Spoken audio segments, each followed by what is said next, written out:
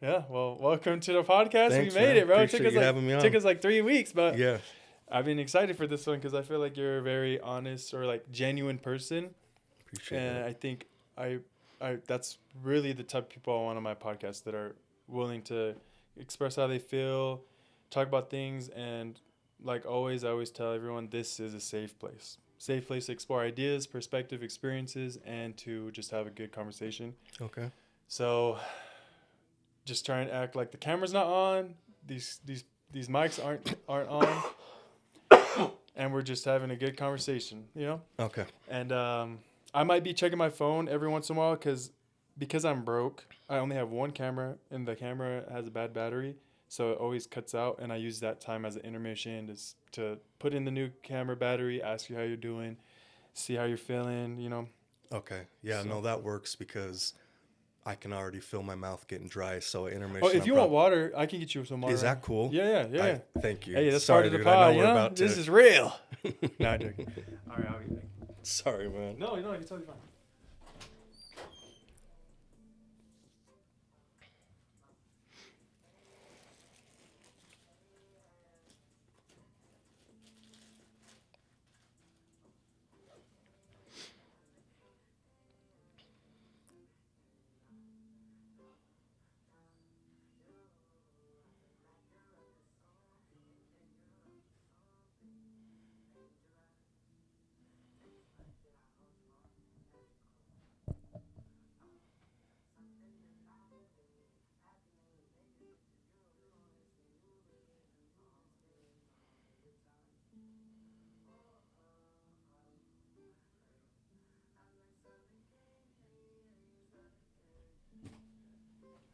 All right, here's water, and I Thank just you. bought a box of some granola bars. So if Okay. you ever, okay, whoa, bro, get out of here, dude. Bye bye. Bye bye. Go, mommy.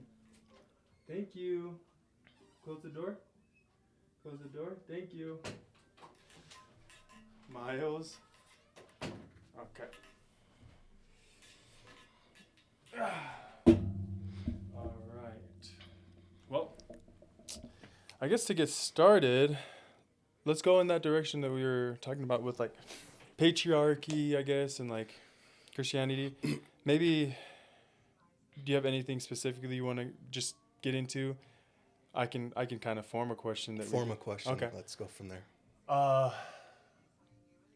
on the spot. No, I'm joking. Oh, I thought you had a question you Oh were no, thinking I of. mean, No, we can. Let's see. do you feel like patriarchy is has been good for men or what's a good way to put it? Do you feel like patriarchy is the best way to what's the word? To grow as a civilization? Do you think patriarchy has been the best thing for humanity? That's a deep question, but No, I think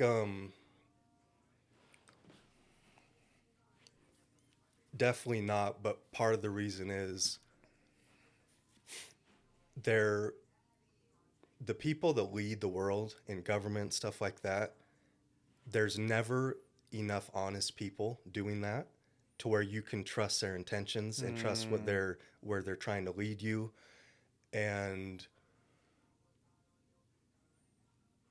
I gotta be careful about what I say, but I feel that.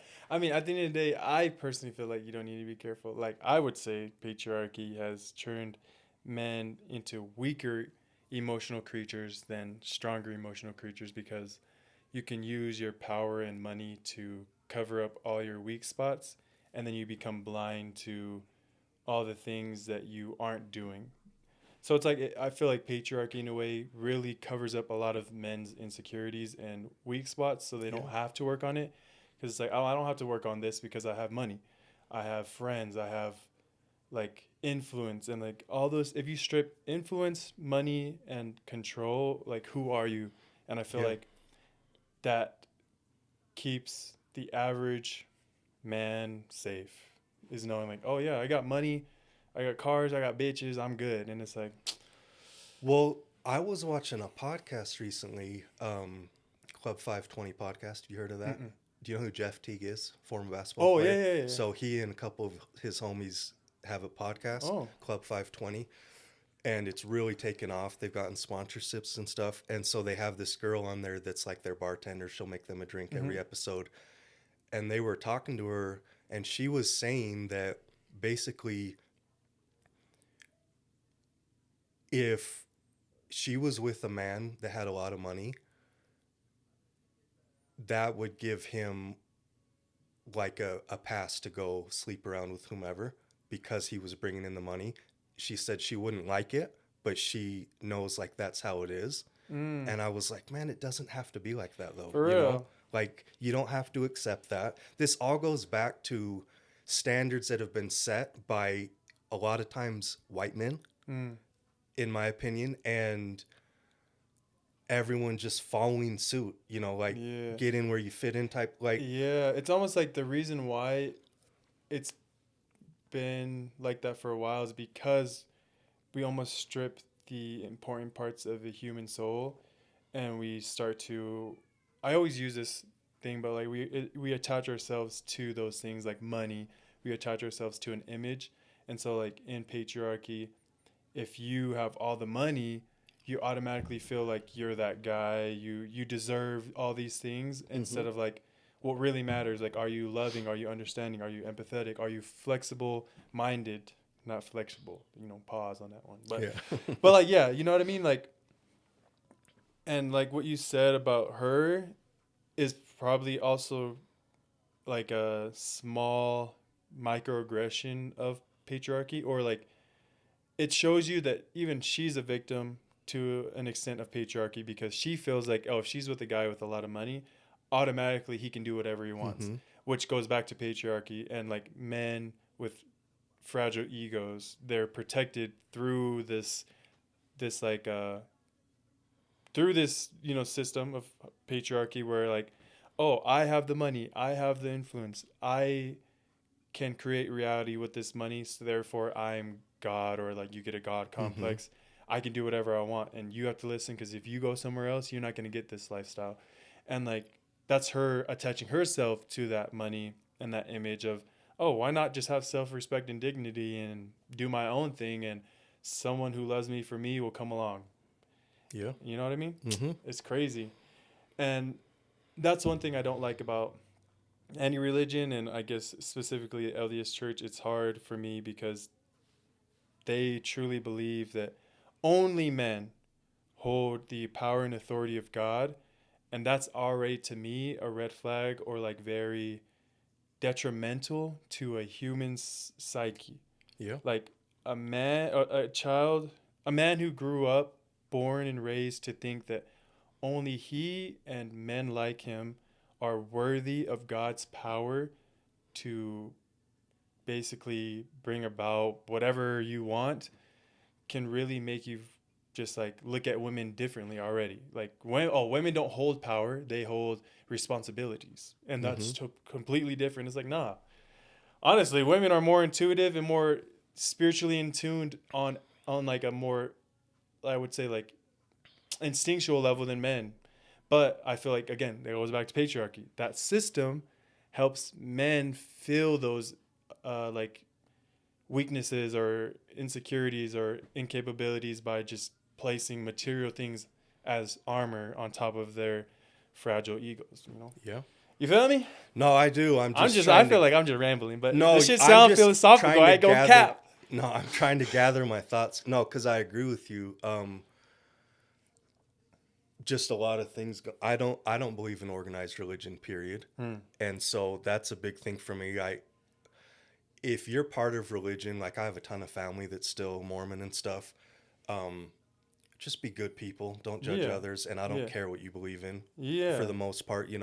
But um, yeah, I just don't like the setup that the church has as you know traditional roles. Like we're Yeah. way past that now. And Some it's some women like it still, and the thing is, but a traditional role by whose, like, right. what would you say, by whose understanding, or who decided that this was traditional? Mm-hmm. Because based on my ancestry, men and women were equal. If we go back to like African Kemetic spirituality, men and women were equal, and they held the same they could hold the same responsibilities in ancient, let's just say ancient Egypt, where women could divorce men when they wanted to. They could have they could have roles of leadership, and like they were. I think if you look it up, they were the most advanced, like emotionally and civilly of the time. I don't know. I could be just pulling that shit out of my ass, but what I go back to is like, yeah, those traditions that we're talking about. Who said that those are traditional values? Oh wait, technically it's just white Christian nationalists. The first people come here and start spreading the gospel of Jesus Christ were white, and they decided this is what traditional is. Mm-hmm. And it's like, if you think about it, I saw this video by Tim Wise where he talks about, you know, white Americans believe, oh, our ancestors came here for liberty, freedom, and values, but really, they came here as indentured servants, like runaway slaves, basically. They were indentured servants that came here because they wanted to practice what they wanted to practice. And it's crazy that they came here just to repeat the cycle of, oh, we're going to have slaves. We're going to, we're going to have all these things when your ancestors were immigrants that lost in Britain, because if they were winning and if they were benefiting from the system of the British Empire, they wouldn't have any reason to leave. So it's like Yeah. a lot of people who came to America that were white were people trying to get away from that control and that influence and do their own thing, and then they come here and do the same shit. And they build churches, and then they're saying, "Oh, these are traditional values," and it's like, whether or not they're traditional, are they right? Are they is it good for all humanity, or is it just good for you and people who look like you, and they will benefit? Therefore, you feel like it's the right way. You know what I'm saying? Yeah. I don't know. I'm just going. Um. But yeah, I don't know. I just think about that a lot, or at least not think about it. I just have a lot of content that's like focused around that. Well, I think about a lot of that stuff too because, so yesterday was my 13th anniversary. Oh, congrats! Thank 13, appreciate like being married. 13 years, yeah, of Hey, being married, and I can pull this back a little bit. Would that be comfortable for you? maybe just a teeny bit. Sorry. No, Thank you're you. good. Yeah, And that's then you good. let's just do a little mic check before you go. Okay. Yes, sir. We good? Yep. Okay. Good still? Yeah. Okay. Yep. But yeah, that's Um, awesome. Let's see. So my wife's Mexican American. Nice. Um, Latina, yeah. and she so when we got married, the plan was we were going to get sealed in the temple. We had a civil wedding, get sealed within a year. And I just kind of could never really get there. Mm. And then as time went on, I was more open with her about, I don't believe this stuff, and Well, what do you mean you were trying to get there? Like trying to To- believe in it more? Or- trying to work towards getting sealed in the temple. Oh, okay. But it wasn't something I really wanted. And what do you mean work towards? I guess I've like repent like at No, that time?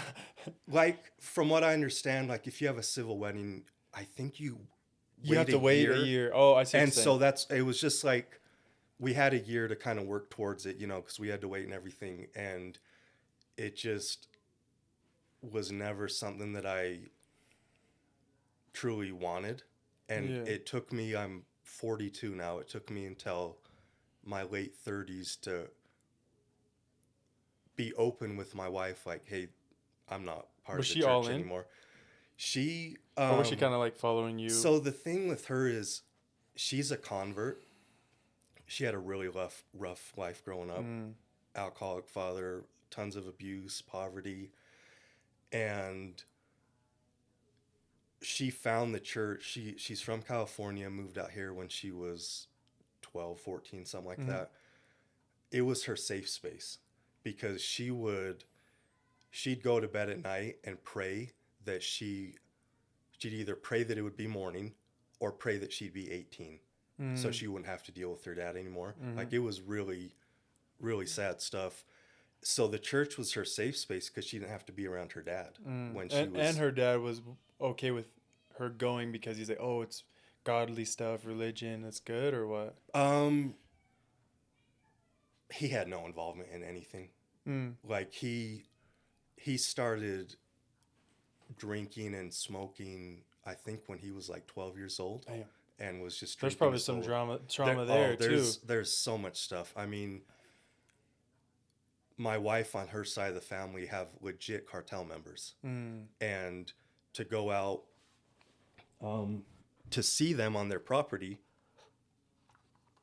they call it a rancho Mm-hmm. out in Mexico, and it's got like armed guards with, Damn. and you got to know the right names to say.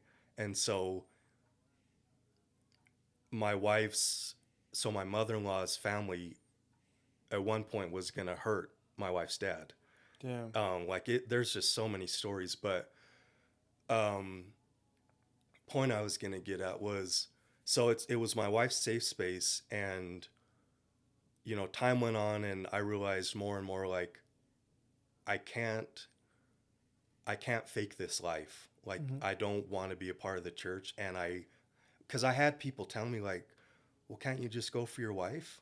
It's like, no, I got to be true to myself with something this No, big. facts. You gotta be honest. Yeah, and that's one thing my wife has always told me that she likes about me is that I'm true to myself. Mm-hmm. And she doesn't always like it when I'm true to myself because it, It like can. in that, It's hard. it's very Emotionally, hard. it can be hard.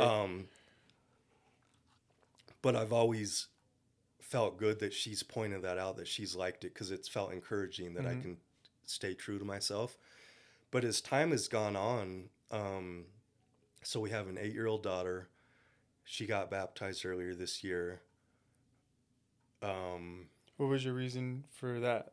Was it just more like it was a good? For her getting Yeah. baptized. Yeah. So I didn't baptize her or anything. My dad did, but it just, my parents were awesome. Like I wouldn't be alive without them. I Mm-hmm. truly believe. And one of my only regrets or resentments about the way they raised me was that the church was forced on me Mm. up until I was like 18 and could make my own decisions. And I don't like that, because this will be really hard, I think, for a lot of strong members to understand. But if you are raised in an organized religion and it's forced upon you and you don't believe it, Mm-hmm. it can do a lot of mental damage to you. And people don't understand that. I feel like a lot of, I won't say a lot. I've just noticed that there are a lot of, damn, I keep saying a lot. I've just noticed that there are members that do belittle or almost kind of make light of people's experience in like people's trauma through religion or spirituality. Like they kind of like dismiss it. I don't know if that makes sense, but they don't realize how much that can weigh or mess up a kid, because kids are very immature. They're still growing. They're trying to make sense of their reality, their world. So a lot of times one small thing can really be blown out of proportion or dramatically change their life, especially Mhm. when they're younger. And so I think that it's like that's something that most members or just like people should be aware of when it comes to humans and anyone that grows up in a religion, is that shit can really alter your brain chemistry on a Mhm. lot of different levels. But oh man, there's so many questions I have. Well, that's valid to feel that way, but what do you feel like is like what is the alternative? Or because I've seen where if your parents are a good example and they have fun and enjoy the church, and obviously you're their child, so up to a certain age, I would say 9, 10, 11, you kind of just start going to go. But where do you feel like they should allow you to make your own decisions on whether or not you like that? Does that make sense? Because I mean, maybe are you saying it from a place of that it's not like they forced it on you, or did they They force did. it? Oh, okay, okay. We'd get up Because, early in the morning, read scriptures, had to go to church every Sunday. but someone like I'll be the devil's advocate. Someone might say that that's good for you. What do you say to that? Um, I think a foundation is good. I I know it's a really tricky situation. Like No, it is. It's tricky. with my daughter, because of how I was raised, I made it clear with my wife, I don't care if she's 3 years old and just doesn't want to go to church one day because she wants to play. She doesn't have to go to church. Like, I will never make her go to church. Yeah. And my wife fought me a little bit on that when my daughter was younger. Because that's my wife's biggest thing is she wants her to just have a foundation. We've both agreed that, she could turn 12 and decide she wants nothing to do with the church, and we'll support that. Mm-hmm. She could investigate other churches, whatever she wants to do. Um, my wife does so they don't go to church a lot. Mm-hmm. My wife and daughter, and my wife does a really good job of, without church being involved or reading scriptures, Mm-hmm. she'll break down a lot of the stuff to my daughter Mm-hmm. about God and just what Mormons believe in, stuff like that. And to be honest with you, I don't know if I have a good answer on how And you should handle it because every situation is different. Yeah. Every family, every human is a unique combination of genetics, experience, and biology. So it's like, I mean, genetics and biology is looking at the same thing, but you get the gist. Yeah. So like, you really can't. You can't answer it generally. You can only answer it like personally. Mm-hmm. So that's like, and I have respect for that. I guess why I ask is because I am the same way, but I'm the way of like, I don't want to go to church, and there's a lot of reasons outside of like structure. Religion does provide some good structure for humans in general to Mm-hmm. think outside of themselves, commit to something that you have to just have faith in and don't see. There are some good things about it, but like you said, it's a slippery slope, and not everyone's gonna understand. The reason why I asked is because it almost feels like you basically as an individual have to be in or out. Mm-hmm. That's what it goes down to. So like for you being out, you're more of just saying, I don't care what she wants to do, I support her. But in reality, you're just more like, I'm not going to go out of my way to go invest time and effort into taking her to go do something that I don't believe in, which is totally fair as a parent. Because then some people might say, and knowing, learning about psychology, a child at anywhere, honestly up to 25, really, but a child really doesn't know what's right for them. Just like, Yeah. I need to feed my child fruits and vegetables, not just candy and all that stuff, whether they like it or not, because that's important for their development. Mm-hmm. And I think a lot of times religious people think that like the religion is important for the personal development when it's supposed to be the spirituality part of it, like the spirit of giving, morality, those lessons and principles that you can learn through religion Mm-hmm. is what you're trying to get. But because you might not have the structure, time, or resources to teach them that on a daily or weekly basis, you kind of rely on the church to help do that for you, which is, there's nothing wrong with that. But it goes back to, for me, there still are micro programming and conditioning being done on a weekly basis Yeah. because, for example, Jesus is not white. So they're going to just grow up being conditioned to see and think Jesus has blue eyes or green eyes and fair skin and straight hair, when it's like, bro, probably had an afro and was brown like me. Yeah. And so if Jesus does exist and he does come for a second coming, what will that do if they see some brown dude with an afro saying that he's Jesus? And it's like, that's a slippery slope. Yeah. And that's where you go from being just a Christian to a racist. And that's scary. And for your daughter, who's probably on like a little browner or tanner than just a regular white Yeah.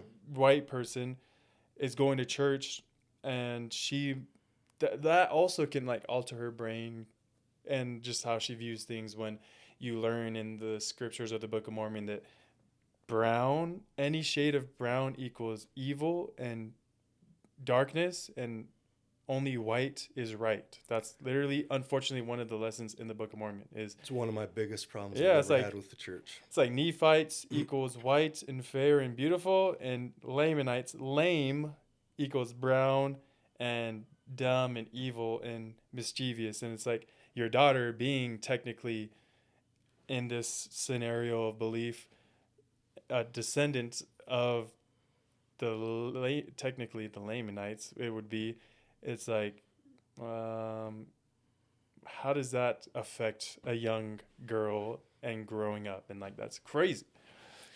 And But then, again, you don't see that. You don't. You might not, or not you, but like, you know, our white brothers and sisters might not understand or feel that because they don't have to deal with that. They don't have to confront those emotions of being looked at as evil or the bad guy in the story because I'm white. I look like a Lamanite. Or I look like a Nephite. I can be a Nephite for Halloween. yeah. I cannot be a Nephite for Halloween. You know what Yeah. I'm saying? So it's like you're already excluding at a young age. Dang it, I just forgot what I was gonna say. Damn. It But was you were talking about how that's one of the things that you like really disagree with the. yeah, the blacks and the priesthood thing. Oh yeah.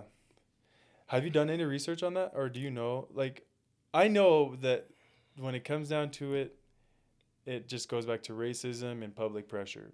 If it was socially acceptable for, if it was socially acceptable for the majority to exclude black people from religion still, blacks would not have the priesthood. And I'll put that on my life.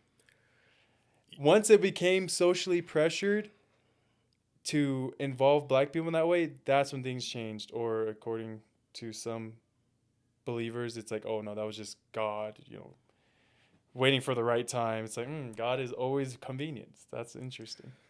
I asked someone that was really involved in the church once about that because it's been a big problem for me, Mm. especially when I was a member. I couldn't get past it. And they said, and so a lot of stuff you got to take on faith with the church. And so they said, you're either really arrogant or you really care about black people.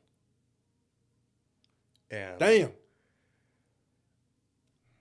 and I was like, well, I know I really care about black people, but can I get a better explanation than what I've gotten before? Like, it just wasn't their time. Mm-hmm. Seems like bullshit to me. For And real. it didn't happen till what, the 70s, was it? For real. If you really think about it, that's like younger than your grandparents. Yeah. When your grandparents were your age is when black people started getting the priesthood. Yeah. It's crazy. It's crazy. Yeah. And then, so like over the years, though, it was like early on was my wife's safe space, the church. And then I feel like I opened her eyes up to just a lot in our marriage. She was kind of, I don't want to say sheltered because she has, went through it with her family, but pretty naive in a lot of ways and just a really pretty innocent person. And What do as you mean by that? like, Is it more just like she went through a lot of hard things and her herself can relate to a lot of people, but because she grew up in the church, being kind of like sheltered in that way from the world and from what other people might be facing, is that what you mean?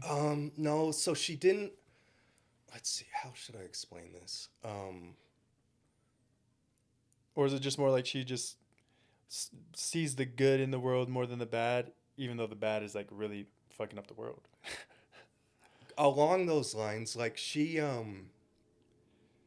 was really naive to just a lot of things that were in existence because Mm. she, not politically, but she's a really conservative person. Mm. And she just, there were things like, man, this is so hard to explain, but so I went through addiction in my 20s. Mm. Her dad was an alcoholic, some of her family members. But marrying someone that's gone through addiction, I was able to teach her a lot about it. stuff she just, non-addicts don't know unless they really do research or stuff like Or that. talk to someone. Yeah, or talk to someone that's been through it. And just, she and I have had very different life experiences. And for me, even though I grew up in Utah, 90% of my friends were not white. Mm. Like one of my really good friends is a Dominican kid from Brooklyn. Met him in high school, still friends to this day. And so I had like a lot of different perspectives that I could show her just from all my friends and stuff. And she's gotten a lot more savvy to the world since we got married. Just, Like she's just a lot more like you're saying, she's just in tune and understanding towards like challenges that a lot of people face in the world. And would you say specifically like America, or would you say just like overall just what people go through, like that um, people go through a lot more. There are probably more hurt people than healthy people, right. basically. No, I agree. I don't, I probably more so America Okay. and like Mexico. Um, Just like the dynamics of just the hardships we go through in America, the dysfunction we kind of have. yeah. Um, Man, I'm doing a really bad job of No, bro, explaining what you're doing great, honestly. um, but it's like as time has gone on, her eyes have been open more and Mm. she's more aware and more in tune to things and she can pick up things more easily. And I've noticed that in the last, um, so let me back up just a little bit. So my daughter got baptized earlier this year. Sorry, I'm probably the reason why you're all over the No, place it's because fine. I be just inserting myself. But No, go ahead. I ramble too and go off on tangents. So, um, I went to my daughter's baptism. It Yeah. was like one of the only things that could get me into church right now. Mm. And so I went to support her and so my wife, they were going to church more and stuff. But as there have been a handful of times that she's just in the last few months come back from church and just kind of complained about the church a little bit. Oh, your About, wife. yeah, my wife, something new that Ah. like this is what's going on. And it's gotten to the point where I've asked her, "So you ready to leave the church yet?" And I wouldn't, in all honesty, I wouldn't ask her to do that. Yeah. If it was something Yeah. she wanted, I'd It's more like an obviously, invitation. yeah, The invitation is always there, like Jesus said. yeah, because He it's didn't say such that, a but you big said part it. of your life, being Yeah. part of a religion. And so I wouldn't ask her to leave it. But I think she likes um, having that little foundation still. I think the bigger thing is she wants it for my daughter for at least now. And I could be wrong. My wife, maybe she feels like she'll never leave the church, Mm. even though she has issues. I don't know. But I think the biggest part of it is for my daughter's sake, just so she has, some Yeah. sort of foundation. But I've noticed, like when I was in my 20s, I dated a girl that was divorced with a kid. She was Latin as well. Her ex was into like anti Joseph Smith stuff, Mm. and he wasn't a believer anymore, stuff like that. And I'd heard about that and stuff, but as I've gotten older, it just feels like there's so many younger, Gen Zers that are having real issues with organized religion and the Mormon church specifically since Yeah. I'm out here in Utah. And it's like there's that show, The Secret Lives of Mormon Wives. Yeah. That's pretty crazy. Um, yeah, I don't know, man. It just religion it's crazy to me. It's wicked.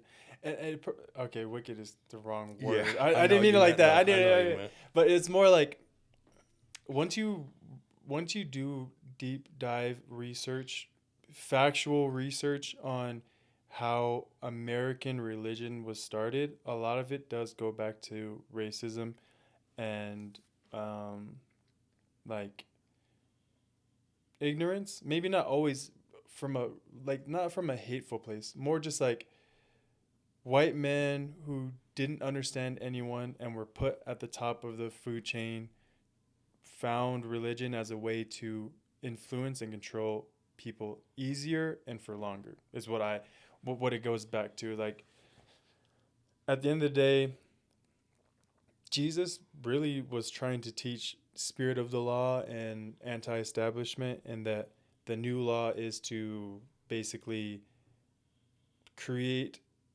a safe spiritual place in your house. It's not to go to some other place and give your money and be there.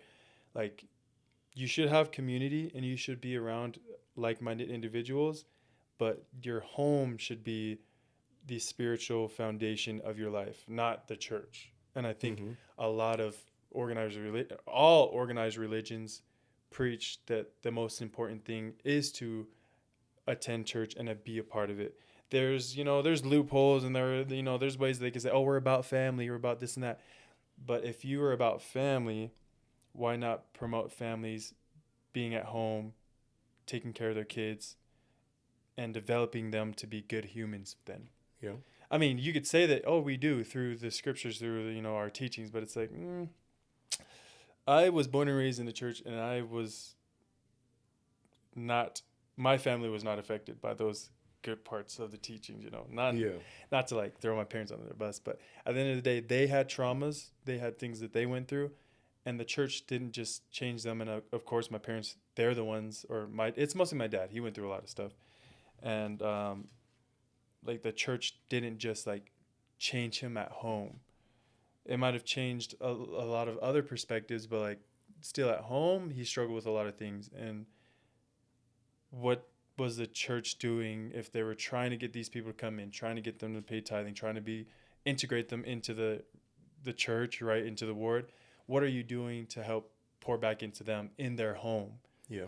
Because like, it's like everything, bro. It's like the system extracts and exploits you, and then shames and blames you when you're not able to continue to to like serve them. Yeah. Like, again, I always use it as like, being in a religion as a brown or disadvantaged person is like being in an abusive relationship, where it's like only one side is really benefiting because you don't have the tools psychologically, emotionally, to know where boundaries should be set and have a healthy home, and then go and enjoy the benefits of a religion. Like, most people don't know how to have a good, healthy balance of religion, of work, of family, friendships. Like, Mm-hmm. there's just a lot of dysfunction, and we erect all these different types of systems that we pay into, but we get no ROI. Like, Yeah. our ROI on investment in America is zero. Like, they are using and abusing us. Yeah. But if you're benefiting from it, you don't see that. Again, because if you're at an advantage, if you're really seeing the benefits of being in the system, you're going to defend the system. If you don't know, if you're like almost like uncertain what will happen if the system were to change, you've been thoroughly exploited and integrated into the system, where it's like you can't live without it now. You Yeah. literally can't be your own individual. I'm even at that place where it's like, I by no means could live without the system, but that doesn't make it right. Just Right. just because I can't live by it, people might say, "Oh, it's because you're broke. Oh, it's because of this and that." It's like, no, even if I was rich, I would have had to exploit people to be rich. I just don't have the heart to do that. There are people that do, and Yeah. they are the richest. And it's like, that's a bad system. Yeah. But I don't know. I wanted to ask you though. I kind of went off on a tangent. There's a lot of ways I can go. When you said that, like, you've kind of opened up your awareness. You've really helped expand your wife's awareness through your experience, Mm-hmm. is that was kind of like hitting me. So, do you feel like your wife understands her dad a little more? Maybe she doesn't have to have like feel bad for him, but does she just understand him a little more through your experience of fighting addiction and the hardships that came through that, was that able to like open up her like empathy towards him, I guess. I don't know if that makes sense. Yeah, it's definitely helped. And but on top of that, like her dad was an awful dad, Hmm. and but despite that, she's always felt like she's always been like the caretaker of the family, Hmm. saving every situation. Um, she went when she was 15. She had her cousin drive her around looking for her dad because she knew he was sleeping out on the streets. She saved him when he had a heart attack, rushed him to the hospital, saved his foot from being amputated. So, despite everything he's done, she's always had compassion and empathy and done whatever she could for him, which has really blown me away because I don't think I could have done that in her Mm-hmm. position. Um, because, like, with them being Mexican, the culture, they're so close. And then to grow up in poverty with abuse, like, you're even closer with your shared experiences. And family is everything to some people. But for me, family is how people treat you and show you who shows you love and respect. Mm-hmm. That's truly family. It's not just blood because And love, like yeah, love, family without love is what you're explaining, where it's like she's just going out of her way to help him, even though he didn't really truly love them. And it's like they might have had moments of like loving experiences, but I'm reading this book where it talks about how I like the definition she uses, that love is extending oneself for the development of your own or someone else's spiritual growth. mm, And spiritual means mind, body, and soul. Like, it could be emotionally, mentally, physically.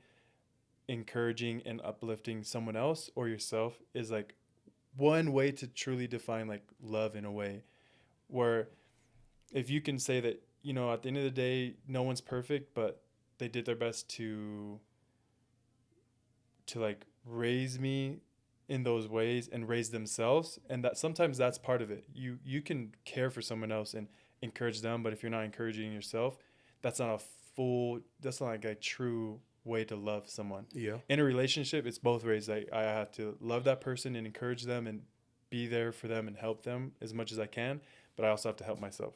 yeah. You have to love yourself in order to be the best partner you can.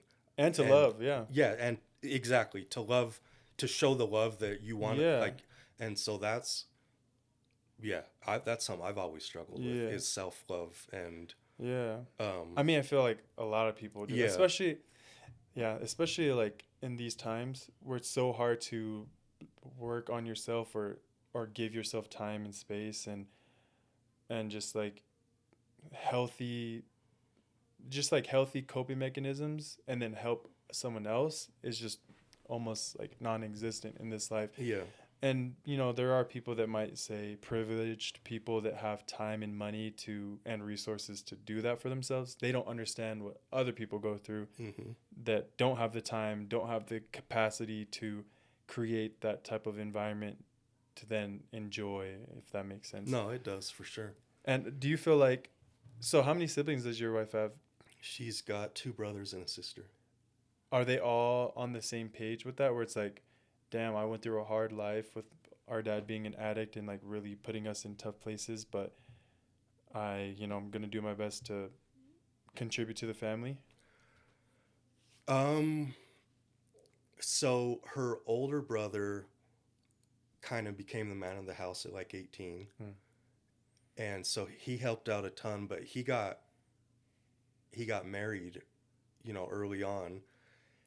My wife got a job at like 14 to pay for her siblings like school clothes and school Hmm. supplies. So she was like Damn. in the thick of it early. So her dad, he's diabetic. He's back in Mexico now.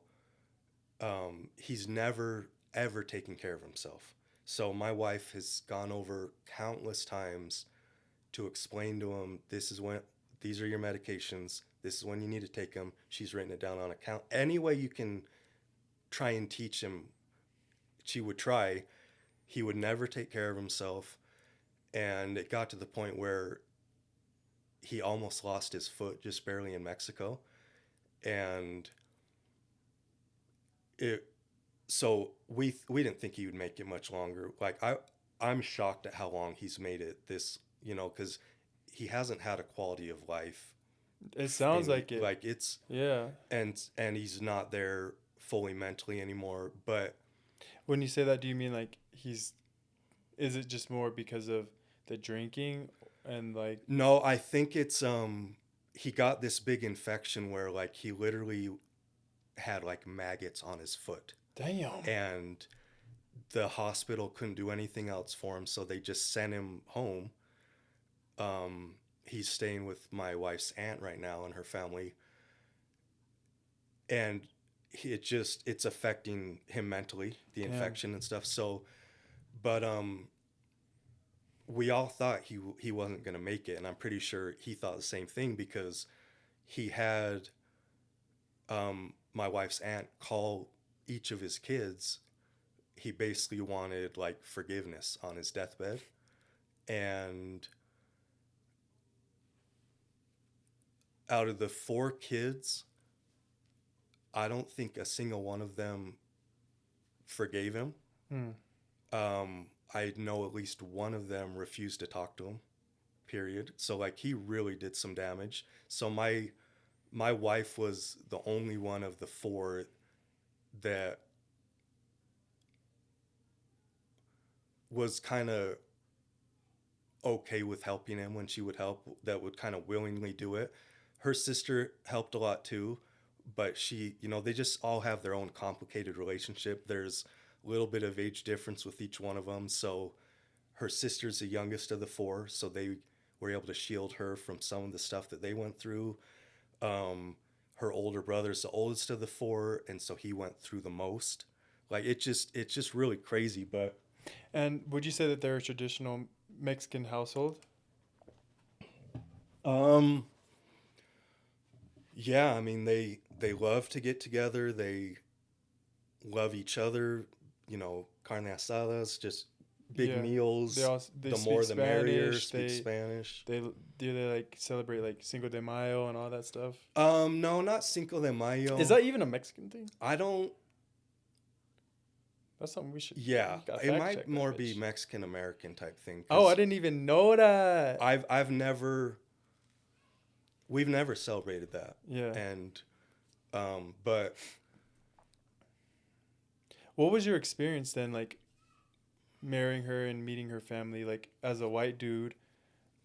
What were your expectations and like what things changed or what awareness did you gain marrying your wife? so I started learning Spanish in high school. Then I started dating Latin women that didn't speak English, so I got really good at it. And I just loved the Latin culture, Latin people. Some of my best friends were Latin. I, knew all their families, their moms really well, just all that stuff. But then I met my wife, married her, and realized you don't know the Latin culture until you marry into it. Like, it's a whole new ball game once you Mm-hmm. marry into it. And it's hard as hell, man. It really is. It just, and the biggest thing is that I just grew up so differently than them. Hmm. Like, they're just so close. And like with my family, they're all they're all members except for one brother. I've got 6 siblings. Damn. Yeah, so we got a big family. I've got a brother in Texas who's not a member anymore, but everyone out here still is. And so they all have like their families, the church, careers, whatever, and they're all extremely busy, hard to get together with them. Basically, got to plan it out. If it's not my parents, who I could call whenever, stop by whenever, you got to kind of make plans Because they because got a people, life. yeah, it's the opposite with my wife's family. Even if they're busy, like, no, we're family. Like, yeah, stop by whenever. Yeah, call me at 11 at night. Like, that's just what they do. Mm. And I'm still not 100% used to it after 14 years. It's because part of it is I'm a major introvert. And so like this podcast is really good for me to have this connection, which is one of the biggest things I want in life right now is to help others and connect with people. But because I'm an introvert, when I leave, I will absolutely crash. I will be so exhausted. I know what you mean. And so like I need to go recharge and stuff. My wife's the opposite. She gets her energy from being around family and doing stuff. So we could, spend the morning doing whatever with family and I'm ready to go home and recharge. And she's like, no, let's go do, everyone's coming over. My wife's the And, same and way. it's like, It's hard, and then it's hard being married to a family like that that's like willing to be up till 2 in the morning, just having a good time, and you're just ready to go be alone and take it like go to sleep. and Does that get viewed as disrespectful a well, lot of times? When you're like, oh, I'm ready to go, and it's like, well, we just got here, and it's been like 2 hours. no, I wouldn't. No, like I know her family really well. Like her brother is my business partner in Oh, okay, construction. okay. So like we have a good relationship. One of the things for me personally though is there like I've had serious struggles with depression over the years too. I was suicidal for around 10 years. Damn. And so between being an introvert and I've just honestly never gotten to complete control of the depression stuff. Mm. Um, and so there are a lot of times that I just don't want to be around people. And it still happens to this day. And I know that forcing myself to do it, like it's going to be good for me to interact, get out of the house, stuff like that. But I've turned down a lot of invitations to go do stuff with her family. Even like when we lived in North Carolina, I went through about a year of about the as dark as it's been in my life.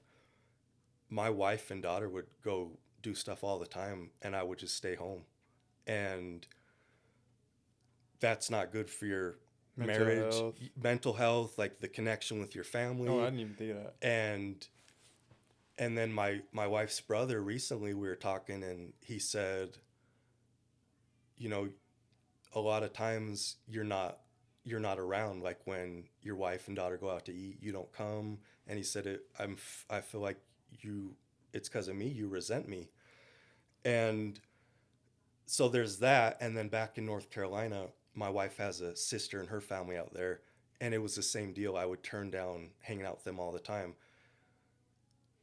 90% of the time, it's not about the other people, it's about what's going on in my head and just struggling with dealing with what I'm feeling, not wanting to deal with it, not wanting the social anxiety, just like it's Just me it's being in my head. It's exhausting. Yeah, it's just me in my head. And so back to your question about is it viewed as rude leaving after 2 hours? Not at all. What I worry about is if my wife says like, hey, because if she says I'm making dinner, um, most likely she'll either take leftovers to her brothers or invite them over to eat. And so my worry most of the time is like, man, I'm not having a good day. I don't feel like being around people. I don't feel like being outgoing. So I really want to just kind of eat and then go hang out in my room. But that's rude. That's what I worry about being rude. If we hang out for 2 hours and I go do my own thing, like, no, they're fine, you know? And there's no, like I said, with my family, you got to schedule things out, plan things out. With her family, it's like, yeah, we're going to have dinner. We're going to cook it here. All right, people show up whenever.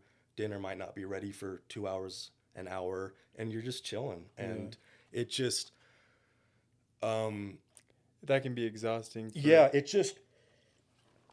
just not how I grew up. I don't feel like I'm not hating on it or anything. Like the Wayans brothers, you know them, right? Yeah. I really liked them. I grew up watching Sean and Marlon, like all of them, but I saw Marlon Wayans on a YouTube short recently. Is your battery gonna die? Oh, I actually did. But you can. Do you need a quick break? Yeah, we could take a quick break Yeah. if that's cool. Thanks. Yeah. Do you need to use the restroom or anything? I kind of do. I may as well just because. How you feeling though? Um, I feel like half of me is able to talk and forget the camera's there, but in the back of my mind, I know the camera's there, so I feel like I'm not being quite as open as I'd like to be. Mm. So I feel like if we did this again down the road, Yeah. because I'm honestly worried that you're not gonna like how this turns out. It's been great. Yeah, It's honestly been really good. That's good to hear. All right, yeah. You can. I'll probably use the bathroom as well. Okay, to the right, you said. Right here. Yep. Cool. Thank you.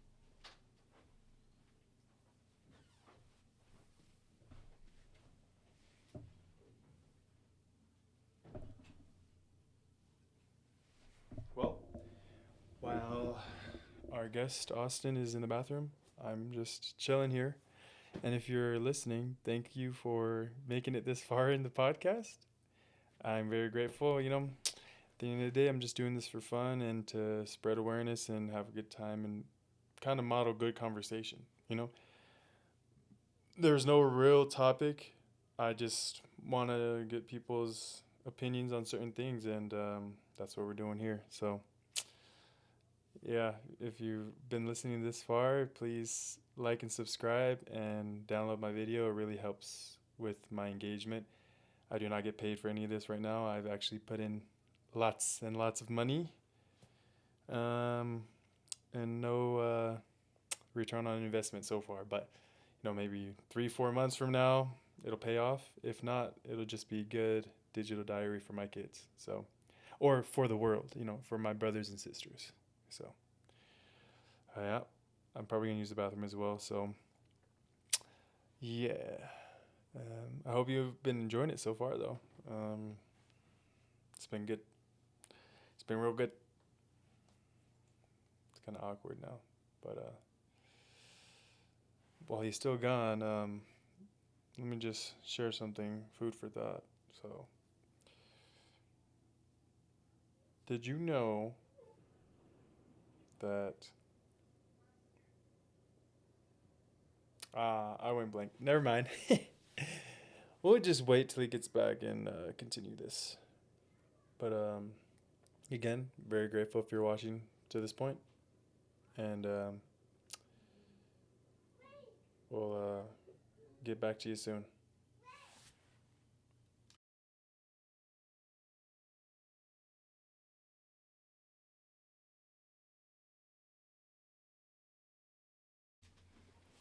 All right, and we're back. All right.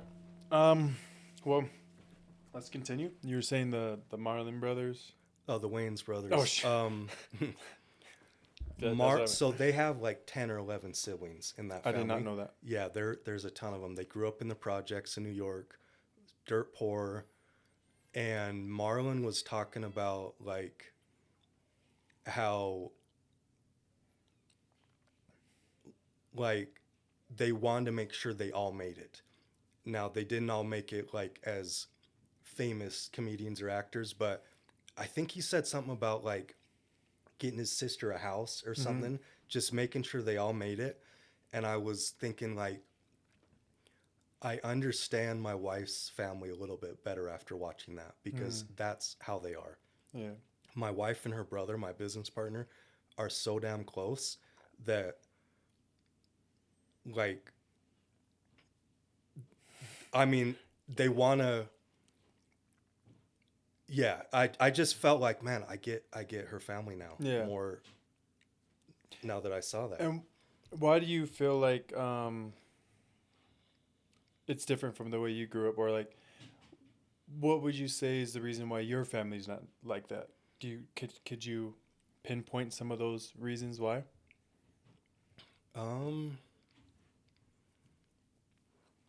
Because what's different? We're all we're all human. We all can grow up with parents, siblings. Like, what is the foundational difference between why, like, in this scenario, brown people are more likely to be like that? Even sometimes to a fault, to where it's like a little too close, or a little trying to help each other too much, to where they might not help themselves. There's a lot of times where they'll go out or over and beyond what they're even able to do, and they end up hurting themselves to help one of their family members out, or stuff Yeah. like that. Like, why do you think that doesn't happen as often in white households, from Um, your experience? I th- from what I've seen, there a lot of non-white people, brown people, whatever you want to call it. They just, I mean, they go through more shit than white people. Hmm. They're definitely white people that go through stuff, but in general, like the underserved people are minorities, Hmm. and I feel like there's going to be more trauma, and of and there's a lot of different types of trauma. Hmm. So I'm not saying white people don't have trauma, Yeah. but I don't like with my wife's family. It just seems like the trauma brought them closer because they were all they had was each other. Yeah, and they went through it together. It's almost like they built trust through that trauma of, like, we went through it together. We're there for each other. So no matter how hard life gets, like, we'll always be there for each other because they went through it together. Yeah, they were each other's safe space, and they were like the only ones that they could trust. Like their Christmas tree would be a branch that they would break off a tree in the neighborhood. Like Hmm. they had a really rough go of things, and literally they only had each other. They would have to wait. Her their My wife's mom would work, and she would, I believe, walk to this restaurant she worked at. She'd clean houses too, but she'd walk there and back. Her dad would work, but he wouldn't help the family with money at all. So So her dad lived with them and everything, just didn't use his money to help the family. yeah, he wasn't always living with them because her mom would kick him out at times. Mm. Like when they moved to Utah, he followed the family out here. But he didn't live with them. Um, Or I guess I yeah, I guess that's a specific thing that doesn't matter. But he followed them out He here. followed them out here. Sorry, what were we saying You before? were just talking about how, like, the I was asking, so the dad worked and but didn't really provide for Okay, the family. so my wife would have to wait for him to pass out drunk, and then she'd get in his pockets and take money so they could go get food and stuff. Damn. And so, yeah, I think experiences like that can definitely, make a family like I grew up privileged, very Mm. privileged, and I feel like I'm very self-aware. I've been told that a lot. I've been through tons of therapy and stuff. Why do people tell you? Who's told you? Um, Like, the overarching majority of people that told you were privileged growing up, was that TV? Was that just like friends? I guess because 90% of your friends were brown, so they the ones really, like, just like, oh, you're um, privileged. I just knew it. Hmm. I knew it growing up. I never had to go without. Um, my dad had really nice cars. Um, we'd go on family trips. I Some white Americans don't view that as privilege. They're like, oh, what's wrong with my mom and dad having nice cars, going on a few trips a month? We're not rich. Or I would just not a say month, that like a few trips a year. We had food, but that doesn't necessarily mean I'm privileged. I would say you're being willfully ignorant if you think that, and you're white. You're absolutely privileged if you can have nice cars, go on trips, have food. Like basic necessities these days aren't basic for everyone. Mm. Like not everyone, and like um, the way I grew up with the way my wife and her family grew up was night and day. Mm. Like um, And you said you had to go to therapy. What was, like, that's what intrigued me, that I wanted to ask you was, it's interesting that you grew up privileged. I'm just gonna use your words because I don't know exactly how you grew up, but according to you, you grew up privileged. You grew up going with having everything you needed, and I guess more. But what led you down the path of needing therapy and, like, depression and addiction, if you have, like a healthy upbringing, or would you say that you had a healthy upbringing? Like, did you have dysfunctional and family trauma? No, my dad wasn't around a ton growing up because he traveled a ton for work, so he was probably gone like 2 weeks out of the month. And then when he was in town, he was always like in the stake presidency or a bishop, so he'd be at church in the evenings. Um, there, let's see. Like, can you pinpoint where in your life it led to those things? Because just to, I guess, help give you some perspective from where I'm coming from. The way I grew up, well, like even now, I learned that anyone can go through trauma. There's different types of trauma, and and I know that you probably have trauma or at least things that led to what we're about to get into. But I understand that. I know that having resources, having money, does help lower the possibility of trauma and dysfunction, but it doesn't negate the whole thing, right? Mm-hmm. So with that being said, like, yeah, where do you feel like your troubles came from if technically you didn't grow up with many to begin with? Um, that's a good question. Honestly, I don't. I just remember being in high school and being severely depressed, and I started like taking pills a little bit, um, just to not deal with stuff. And then my brother overheard me on the phone one night talking about it, so he told my parents. So they got me into like some counseling and stuff. But I've never sat down and tried to analyze that, to be Yeah. honest with you. I'll ask you one thing and you can tell me what you think about it. I also love psychology and stuff like that, and we talked about it that, Mm-hmm. we might get into school and that'd be really awesome. But one question I have for you that stood out to me is your relationship with your dad, for example.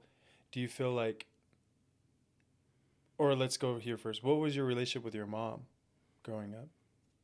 Um, it was good. I mean, so my mom had 7 kids with my dad working and gone all the time, and she had like up to 30 piano students a week. Damn. So she So was she was working too. work. She had a full time job. Because 30 haircuts for me Yeah, is what has paid for all of this. 30 yeah. haircuts a week. And then she'd make dinner every night. So I remember I felt like I was the black sheep a little bit in the family. Um, Everyone was, going to church, doing their thing, and I never got fully into the church. Um, I remember specifically when I was 8 years old and got baptized, I did not want to do it. I did it because I felt pressure. And I see what you're saying. So, like, you know what that makes. There's a lot of ways. I say this every time you say something, but there's a lot of ways I could go about this that, like, intrigue me, pique my interest. So, I'll say this first. One thing that I'm starting to realize is that there is always a feeler or, like, a very emotionally aware kid, and there might be multiple of them. And if you have good parents, you can help all your kids reach an emotional mastery level where they can understand themselves, understand other people's emotions, and be aware of those things. But I feel like because you grew up a little more in tune with your emotions, a little more sensitive to that energy, whatever you want to call that, but and then not having a close relationship with your parents where they were helping you and like creating and fostering a loving and safe space for you specifically as a child of the family, because parents have to remember every kid they have is an individual unique soul that has individual unique needs, and if you aren't willing to take care of all of those needs, then you shouldn't have had those kids. And I'm not saying your parents, but no, I agree any with you though. any parent that has kids, you better lock the fuck in and and tend to all your kids' needs because that's your kid. And on top of that, don't make the older ones raise the younger Yeah, ones, which they is have called their kid. parentification. Yeah, Yeah, yeah, let them yeah. be kids. And that shit will fuck up a child's Yes. development Mm-hmm. emotionally and mentally, right? So what I see is that like you didn't have a nurturing mother that was there for you specifically. Your mom should be there for all of them, right? But what I hear is like, okay, so you didn't have a mother that was there for her emotionally. It's not all her fault. She's a part of the system where she had to work for whatever reasons, and she had to be there for the family as a whole. And then your dad also needed to provide and was trying to be there for the family as a whole, and they weren't there for each of your siblings and you individually, if that makes sense. So, with that being said, do you feel like that was the whole or the wound that might have led to your depression of feeling lonely? Because, like, straight up, being a kid that's supposed to have family, these are supposed to be your biologically similar, or like the most biologically similar human beings on planet Earth to you. They're the closest to you. And then knowing that these are supposed to be your family members and not feeling a part of the group could have been part of your depression or led you to feeling that way. Because like everybody searches for a sense of belonging, and if they can't get in the family, they'll try and get in other ways, is what I understand or what I think and believe. And that happens in today's world with like the stuff that's going on with like the Charlie Kirk stuff. Those people were trying to find a sense of belonging, and Charlie Kirk filled that void in them of like someone who looks like them, that has passions and similar beliefs and biases like them. So it filled that desire for belonging, and that's why he gained a lot of popularity. So I feel like in your situation, do you feel like that sense of not belonging that you have as a child led to some of your depression? Well, let me read you this real quick. So I'm the middle child. Have you heard of middle child syndrome? Yeah. I'll just read a quick part. Symptoms often associated with middle child syndrome include feeling overlooked, a lack of identity, and low self-esteem. Hmm. I've suffered from with low self-esteem my whole life. No matter what I do, I have a lot of negative self-talk like in my head, so I know I'm definitely part of the problem, big part of the problem. But I've met people along the way over the years that I've known really well that it seemed to all have more confidence in myself, in me, than I have in myself. And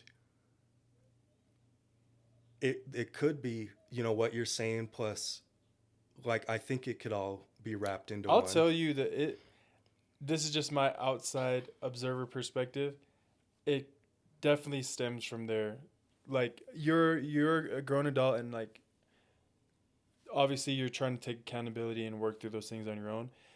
But I do feel like a lot of that probably stemmed from your the way you were raised. Like, cause Yeah, like for even sure. even if you were the youngest, I don't even think it's just being the middle child. It's because you were probably a little more aware, and you had different interests, and those interests didn't align with the family, so you already were off. You're Hmm. misaligned with the family.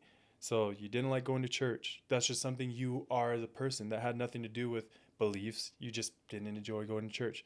But that pressure to perform and feel like you need to do that already as a child made you probably feel like you couldn't be yourself. So like I'm not going to be loved and accepted and belong in this family if I don't go to church. And like that, plus not having the nurturing love from your mom and like a stable, strong, masculine figure as a dad to be there, and them and you as a child being able to see that every day, or every time you see your parents, you see that they love you, they see you, that they want the best for you.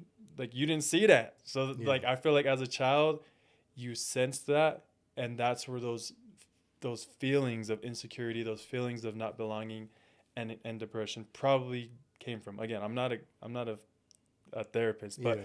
I'm just saying from my perspective of like it goes back to childhood. Everyone's No, it wounds does. go back to Yeah, childhood. for So it's sure. like although it sucks, it's not your problem that you made. It sucks that you have to deal with it now. But like, did your parents like? Do you feel like you felt emotionally connected to your parents?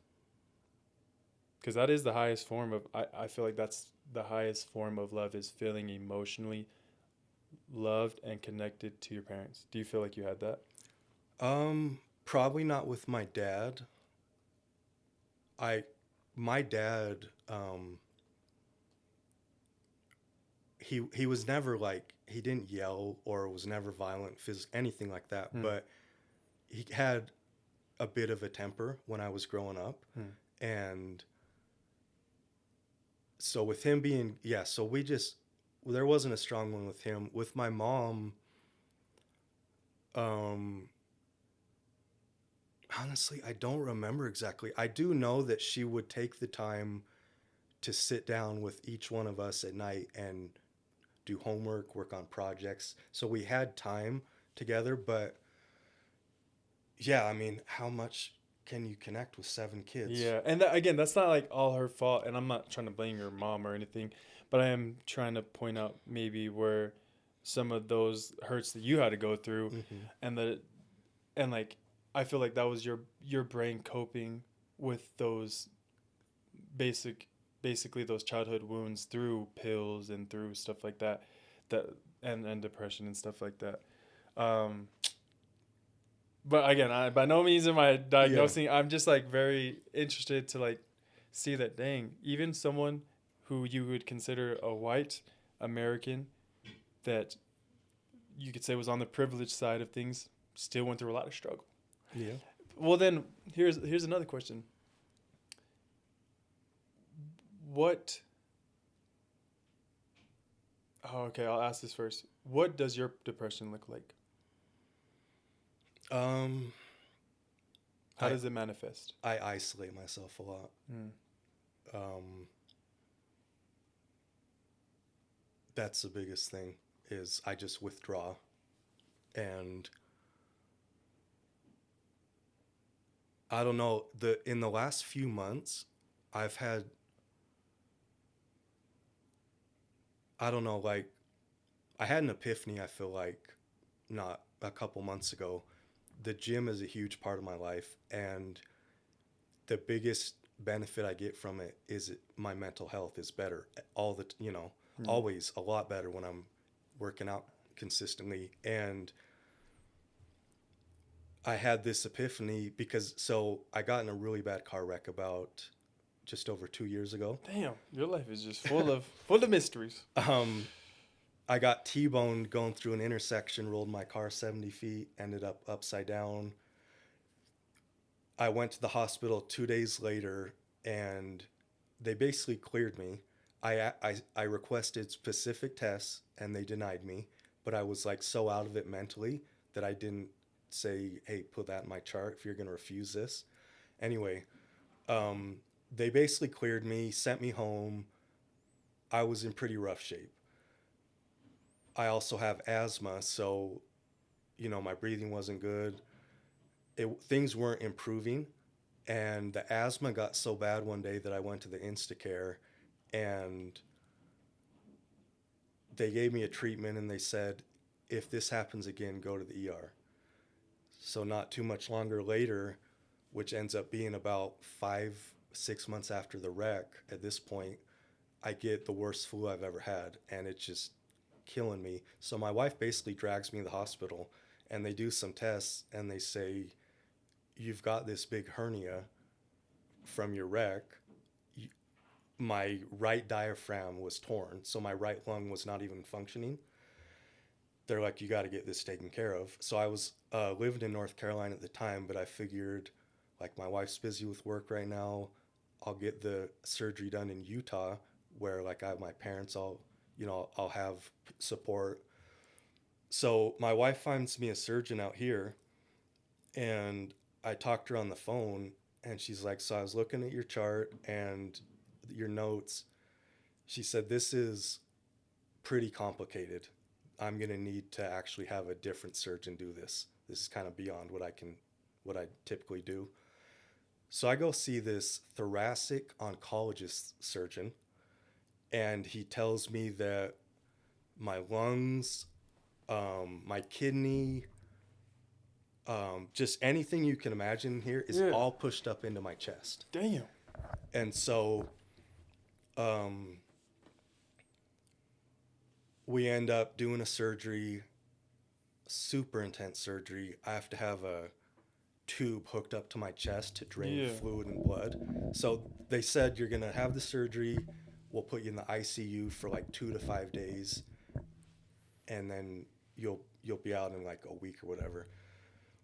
They didn't end up putting me in the ICU, but they had the tube hooked up. After 4 days, I guess I wasn't draining enough blood.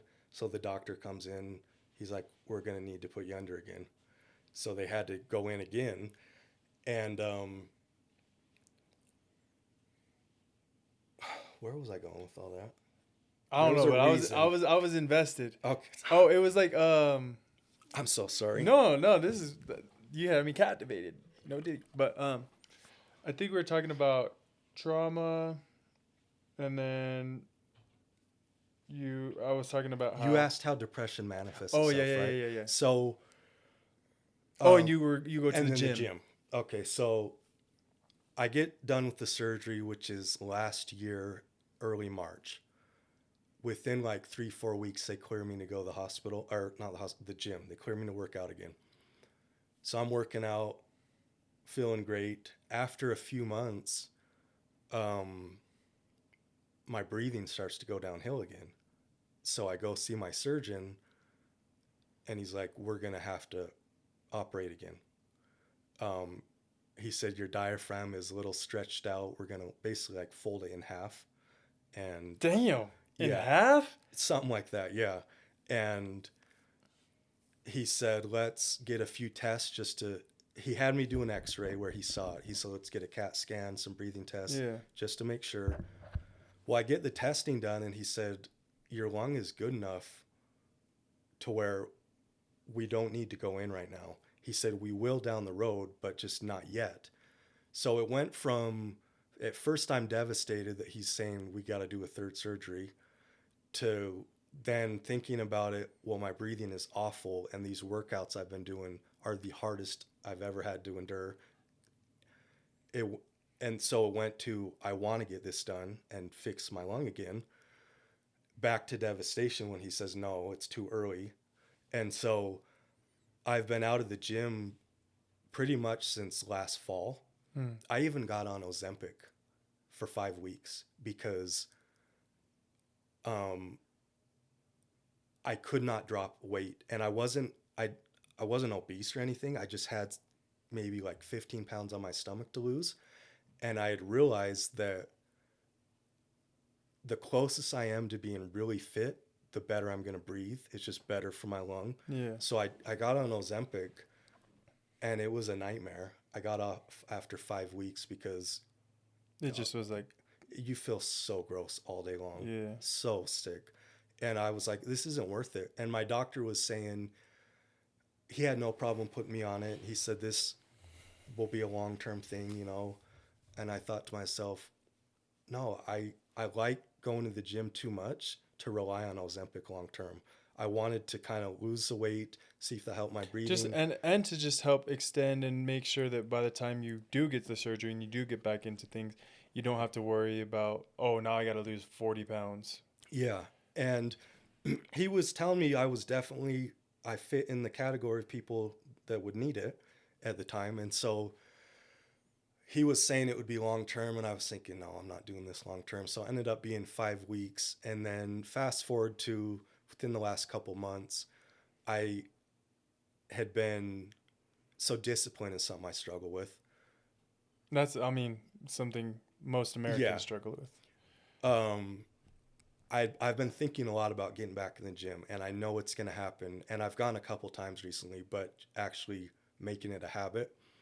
And I had this little epiphany a few months ago, and it was just that in life in general, I don't believe I can be successful if I'm not working out regularly. And it doesn't have to be lifting weights, but it's got to be Just physical, exercise. running, whatever. get my endorphins going, stuff like that. And it's just amazing how everything is so connected. That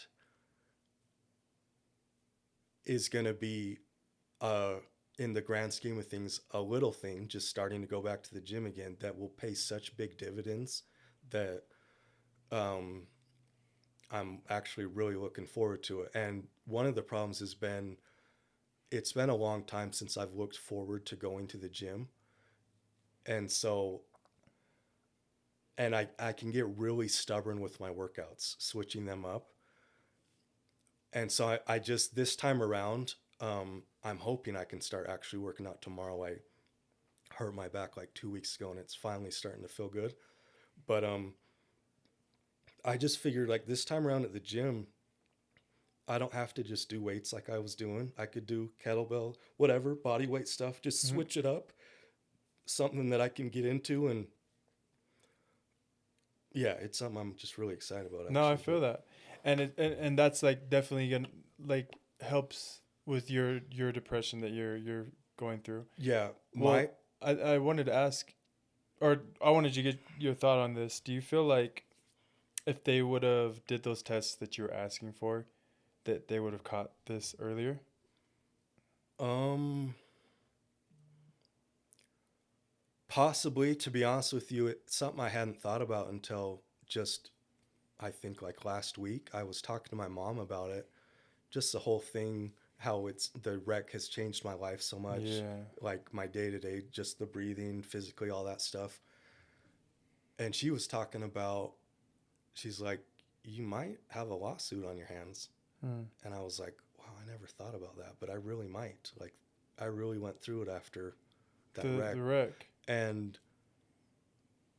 I'm not, it's not that I would want like just a quick payday. Like, obviously, the money would be great, but people need to be held accountable sometimes, you know? Like, Yeah, and what I was trying to get at with that was like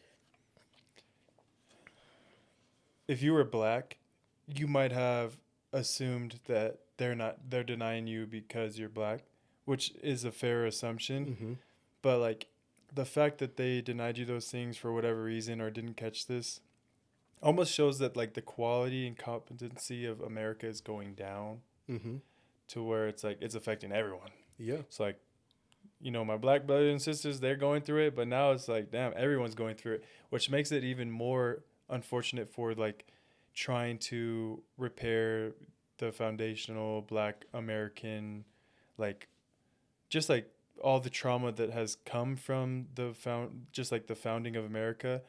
It's like we can't even deal with those issues because now everyone's suffering. yeah, And I'm not saying like, oh, we should be at the top of the list. Everyone should be fighting for quality, but it does suck that like now we've been just being screwed over so long in America in those small minute ways mm-hmm, that it's starting to add up.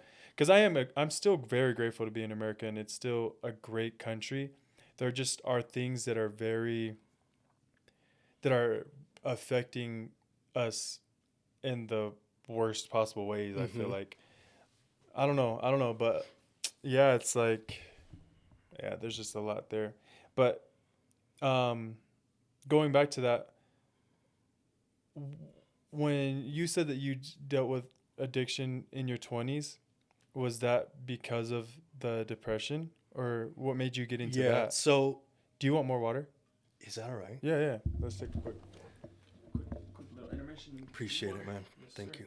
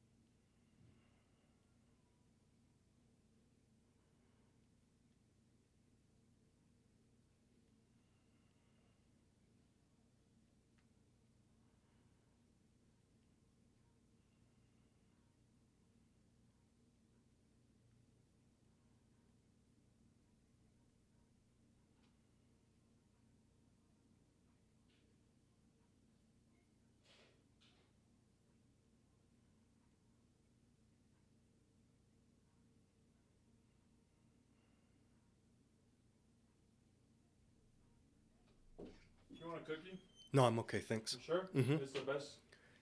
No, I rarely get a sweet tooth, and so I appreciate it though.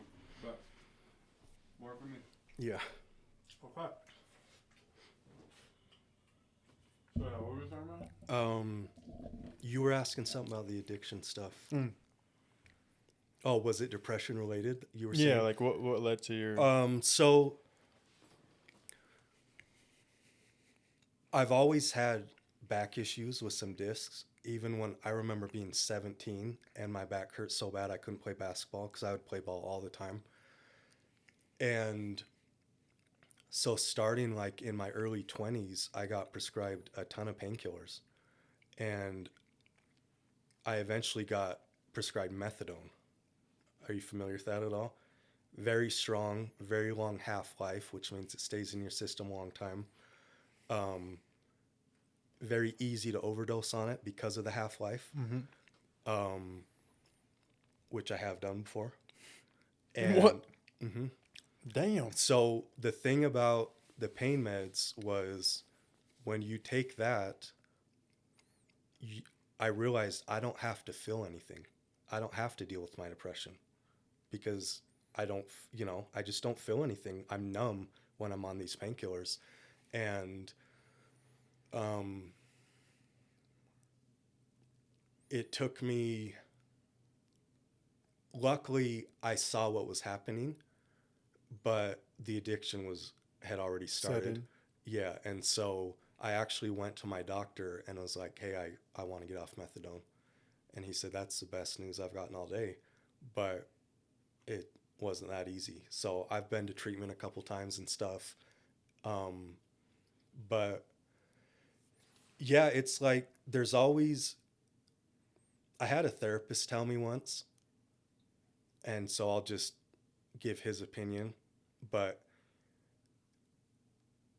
there aren't a lot of people that just try drugs and love them when they're having a great life and get addicted, everyone has shit they're dealing with one way or another, whether, Just whether, life. yeah, life, whether it's trauma or you don't feel like you belong or social, when it comes to addiction, when you're in the throes of addiction, anything is an excuse to use. Oh, I'm upset, I want to use. I'm sad, I want to use.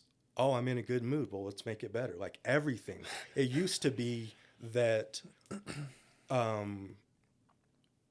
I'd get really weird memories when Christmas would come around because like in my 20s, I remember like being on methadone at Christmas when I was getting it prescribed and stuff. And I don't know, it's crazy, man. Like I had some major dental work done earlier this week and they had to put me under for it. So they gave me painkillers for it, and taking them when I've needed them for my tooth as opposed to before taking them to not feel anything. Because it got to the point where it wasn't about my back, or I've had like 6 surgeries. So between all the surgeries in the back, I had tons of painkillers. It got to the point where it wasn't about helping the pain. It was about helping my mind not feel anything. And so, I lost my train of thought, but No, you're basically just saying how you used drugs to. It went from helping the pain to just not wanting to think or feel anything. yeah, and then when you're going through addiction, it stunts your mental growth. Like if you become an addict at 18 and are using hard for 5 years, you're an 18-year-old when you get clean, unless like you got to put in serious work in therapy when you're getting clean. And my belief is, And you got to be vulnerable and honest. yeah, if you're not, you're just not going to get out of it what you could. But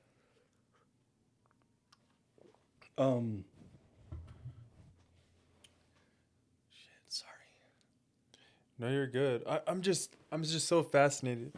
I feel like, well, I consider you someone that's like doing well financially, would you say? I Um, don't know if. okay. I mean, we have this construction company. It's a really niche industry, Mhm. and so we've spent like the last year just getting our name out there, and we're really getting our name out there. But You want to say it for the camera, so maybe my 20 viewers might want to use you, or what? uh, Or do you want to keep that out of there? we'll do it next time. Yeah, yeah, sounds good. Um, but so yeah, like I'm not wealthy by any means. Hmm. But You meet all your needs. yeah, my needs are met. Would you say that you struggle with like anxiety that um it won't work out, or do you feel pretty confident in the concept and the way the business is going? I'm very confident in the concept and the business. Yeah, the direction it's headed.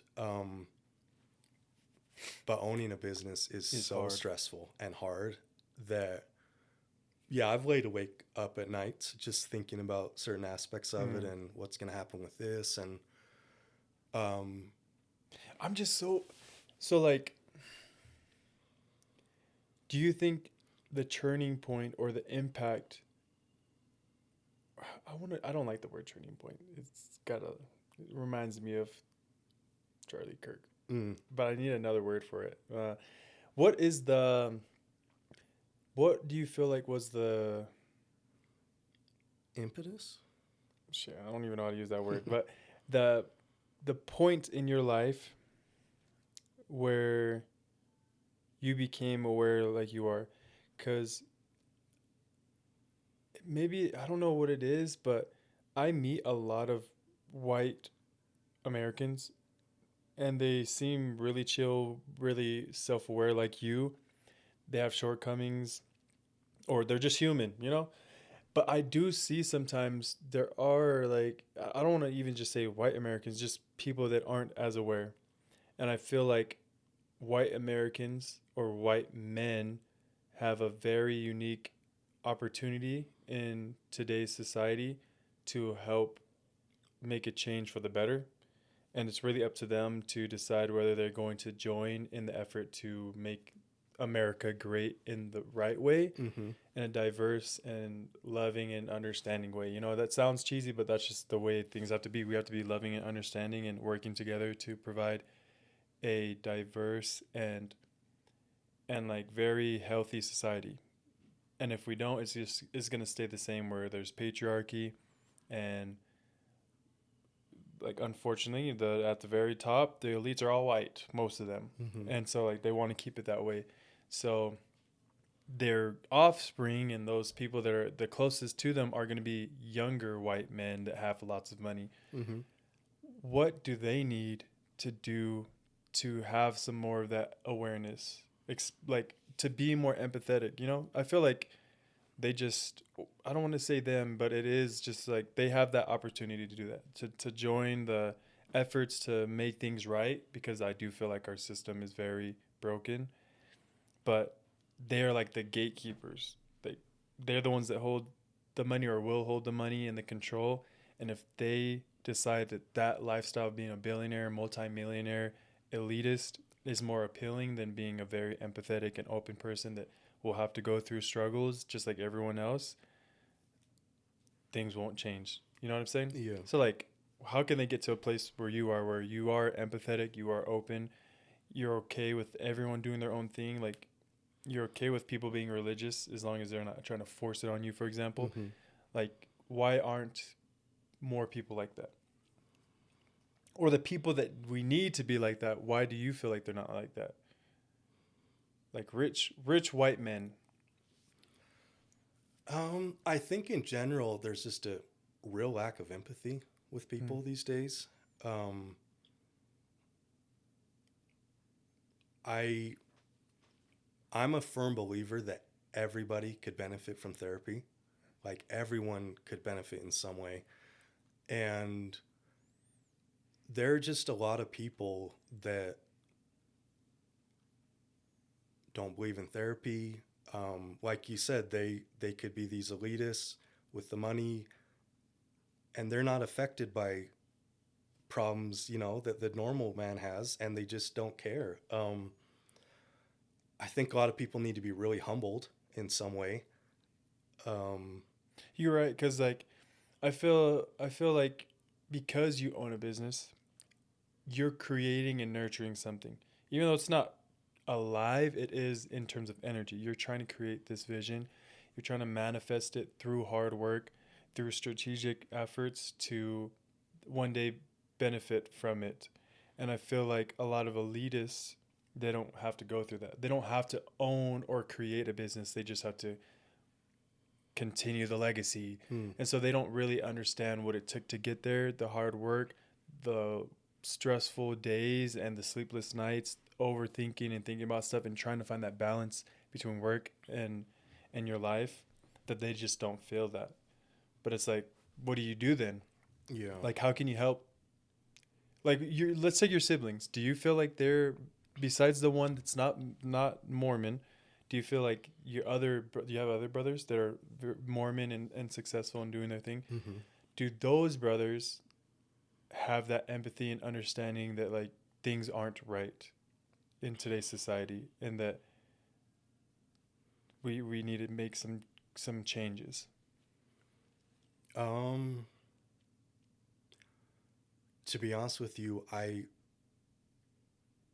don't really have those type of conversations with. Hmm. I don't see my family a lot, but I will say there's one brother specifically that um, he's very in tune with what's going on, and I'm more comfortable opening up to him than any of my other siblings, and I have, ex- except for the one that's not a member. Um, of the ones that are members, this specific brother, I would say, in general, just a reality of things is a lot of people, call them white people if you want, but people that are have their lives, they're successful, they're busy, they're not.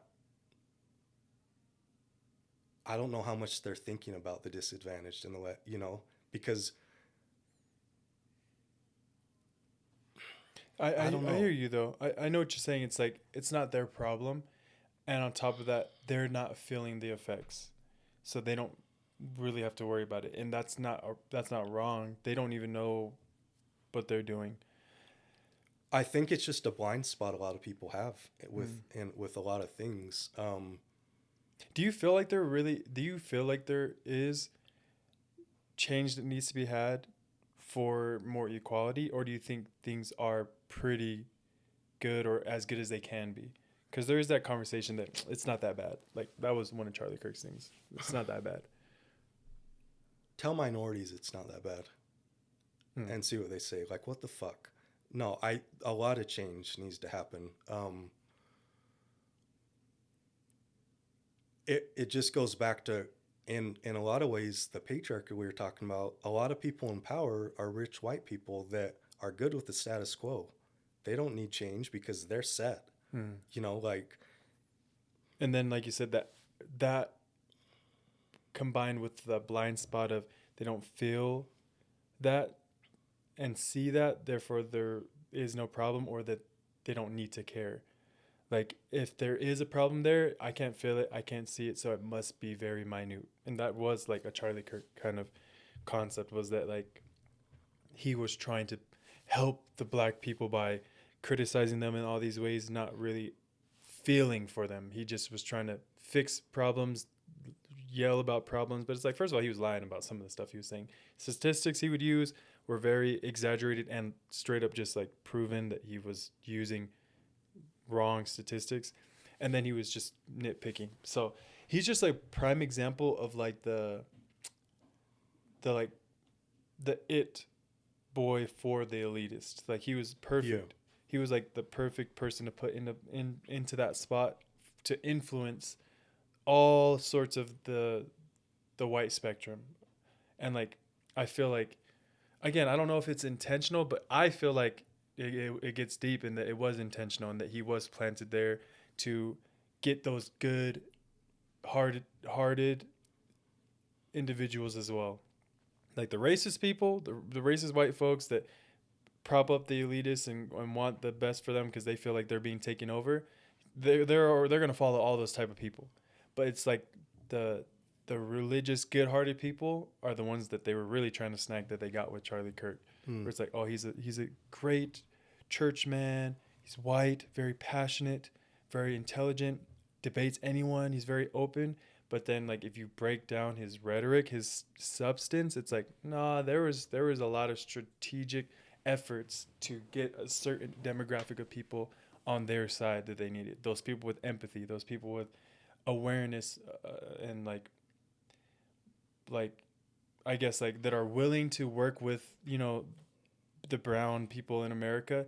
They got them people because he's not racist. He's just trying to tell how it is. And it's like his like that kind of like energy, if that makes sense.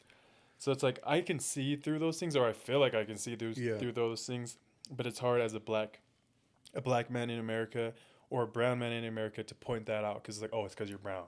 Yeah, and my thing too is like in when I lived in Charlotte, um, all my friends were black. Mm. And I think I told you when you cut my hair recently, like my dream is to start a charity in Charlotte helping the black community. Mm-hmm. When I first got that idea, I hadn't been there too long, maybe a few months, and I had this black friend from work, and we were pretty cool. And he was just on his grind, he had a family, wanted to take care of them. He was working hard. I was like, I mess with this dude. I like him. And I asked him one day, I was like, look, when I'm at a place financially where I'm able to, I want to do something to help the black community, um, charity, whatever. I said, I would like your help on how I could best serve, like, because I'm not black. As much as I know black culture and I have black friends out there, whatever, like, I don't know the culture like black people know the Mm. culture, and they're going to be able to tell me best how I can help. They're the obvious things. Like I even have ideas for things I want to do. Mm. Like I'd want to throw an event like twice a month on a Saturday and do it in the afternoon so people could still have their Friday night and party if they want, whatever, Mm. not have to get up early. But I'd want to hire like a bunch, like 6 doctors to just give free appointments and prescriptions to people, bunch of, food for everyone, grocery store gift cards, like just any way to help out. Um, so there are things that I could think of on my own, but and the reason I'm bringing this up is because you mentioned Charlie Kirk like criticizing black people, and um, I just don't feel like that's the approach you need to take. If you really want to help them out, Mm. You gotta ask bridge them. gaps. Yeah, ask them how to help. So I For don't real, know. like he really didn't have any black friends. His only black friend was Candace Owens, and it's like, mm, Yeah. I don't think they understand the black plight like that. They don't feel it, Yeah, but no, it's not. Like it's just crazy, yeah. And that's one of my goals is I want to get into like politics in that way or local politics to help make change. It's harder because in Utah it's not like we face or at least I've never truly experienced straight up hate crime racism in my own life. mm-hmm. So it's hard for me to feel that, but I know it happens everywhere. It's not like and like the people I do ask about Utah, they the understanding that I get is that they're not racist, they're just ignorant. And it's like how much I believe that it's, on the fence, but I understand that. Like it could be coming from more of a place of ignorance and not understanding and more microaggressions than true hate. Um, and then it takes me back to like for your point of view, you didn't really grow up here, but like what's one way that No, I grew up in Utah. oh, okay. What do you feel like can be done here? If you wanted to start here, let's say we wanted to start here, learn how to serve the disadvantaged communities in Utah. What are ways that you think would be effective here? Um, Specific ways to serve, you mean? Here, yeah, yeah. Yeah. I think one idea I've had is just like after school programs Mm. for youth, which is something I'd want to do in Charlotte as well. Like, Do you think there is a problem here? Like, do you think there's a problem here with the disadvantaged brown people. Yeah, I think there's a problem anywhere there are minorities. I think there's going to be a problem because whether they're not getting what they need from the government or support from the community, whatever, um,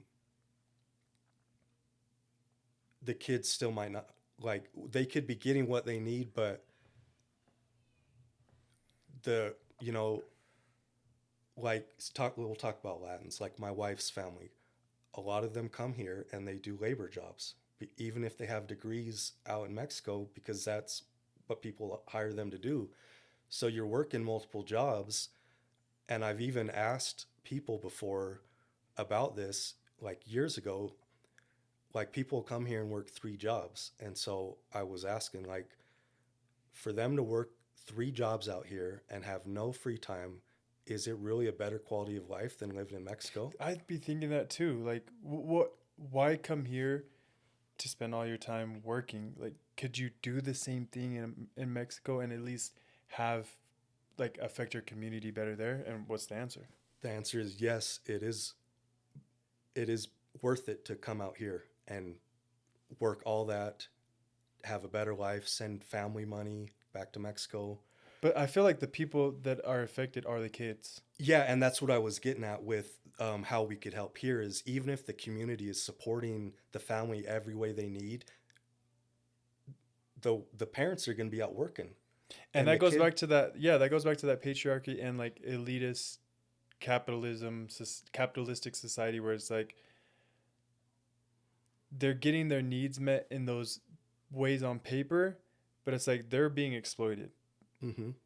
And I think it always goes back to, I just don't like people being exploited. I don't like bullies. I want everyone to be able to thrive and have their own peace and healthy life. And it sucks to say, but I really do feel like white people they just know how to finesse. They know how to keep the hero ideology while simultaneously fucking everybody. Yeah. It's like I give them props. Oh yeah, probably got like 10 minutes on this battery. Okay. But yeah, I feel like they do a good job at that.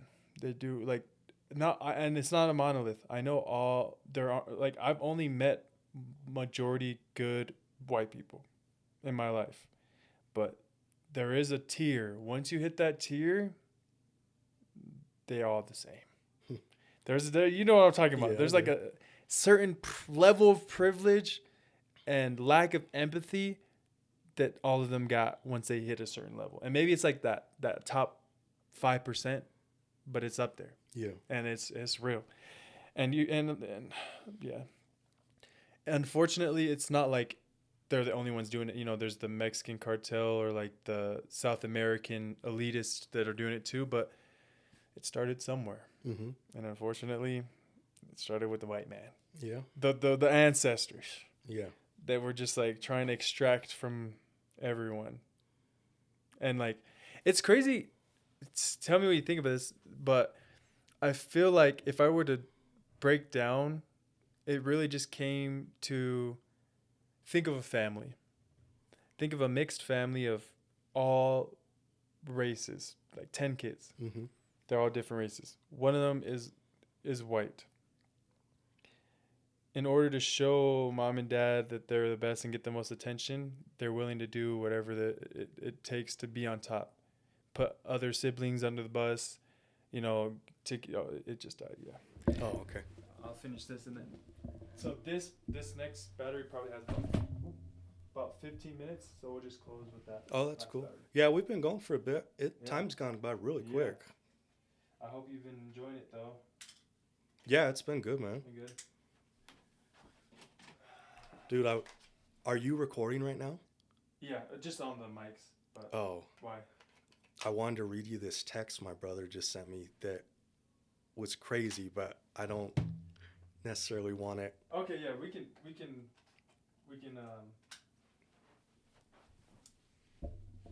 read it and then we'll finish the last one. Okay. So, see, that goes back to what I was saying about like not being able to be yourself around your family Yeah. can really affect a child and a young adult's development, Mm-hmm. like straight up. Yeah, for sure. And I think I got to a place where I was tired of doing that. You know, I grew up kind of the same way where it's like I was the oldest though, but I'm the black sheep in my family in the way I don't go to church and stuff like that. And yeah, there was just a lot of things I saw in my family that I didn't like, Yeah. and it's more like I didn't like it, but I was at first when I was like super LDS, I wanted to change it because a lot of it didn't align with the teachings of the church, and I was trying to take that route. But then I Mm-hmm. just realized, at the end of the day, they can do whatever they want, and so now I take the approach of it's not my life, it's not my place, but I'm gonna find ways to stay away from that. Yeah. But going back to what you were saying about like that self awareness and empathy and being yourself, I think that's the place that we need to get to in society, Yeah. where we are allowed to be ourselves and it's not used as it's not weaponized. Yeah. You know what I'm saying? Oh, yeah, because I don't use social media, but I've seen enough online that no matter what you say, there's going to be a group that disagrees with you and you're going to hear about it Mm-hmm. on the comments or whatever. If you're a big enough celebrity or well enough known, then it'll make the news and all that. But like, yeah, it's With crazy out I there. had one thought. You said that the type of relationship you have with your siblings and your family overall isn't one where you feel comfortable being yourself fully. Mm-hmm. Would you ever be willing to try and fix that? Like work on that?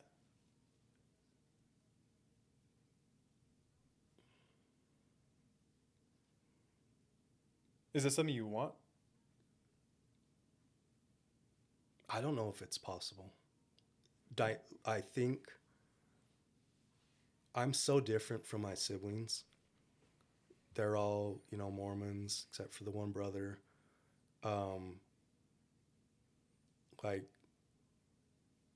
I'm just so different that the dynamic I think they'd be uncomfortable if I was myself. And it's not just that I can't be myself, but like I curse a lot sometimes and they don't. So just out of respect, I'm Mm-hmm. not going to, but around them, but I do curse a lot, so that's part of who I am at this point. Yeah. Um And that that would make them feel uncomfortable along with all the other like beliefs that you have now. yeah, That it just and so like the cursing thing's a minor part of it, but I just it's don't. part of who you are though. It's Yeah, like it is. yeah. And I just personality wise, like I don't we're just so different. I don't feel like I can show them my true personality. I have an older brother that he married a Latin girl as well. And we have a few major things in common. Like we both love sports, we both speak Spanish, both love the Latin culture. He's very, very religious.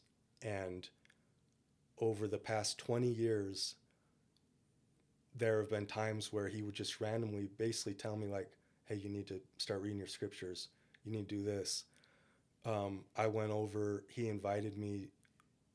His sister in law was having a carne asada at their house. This was last year, maybe, or something. I don't know.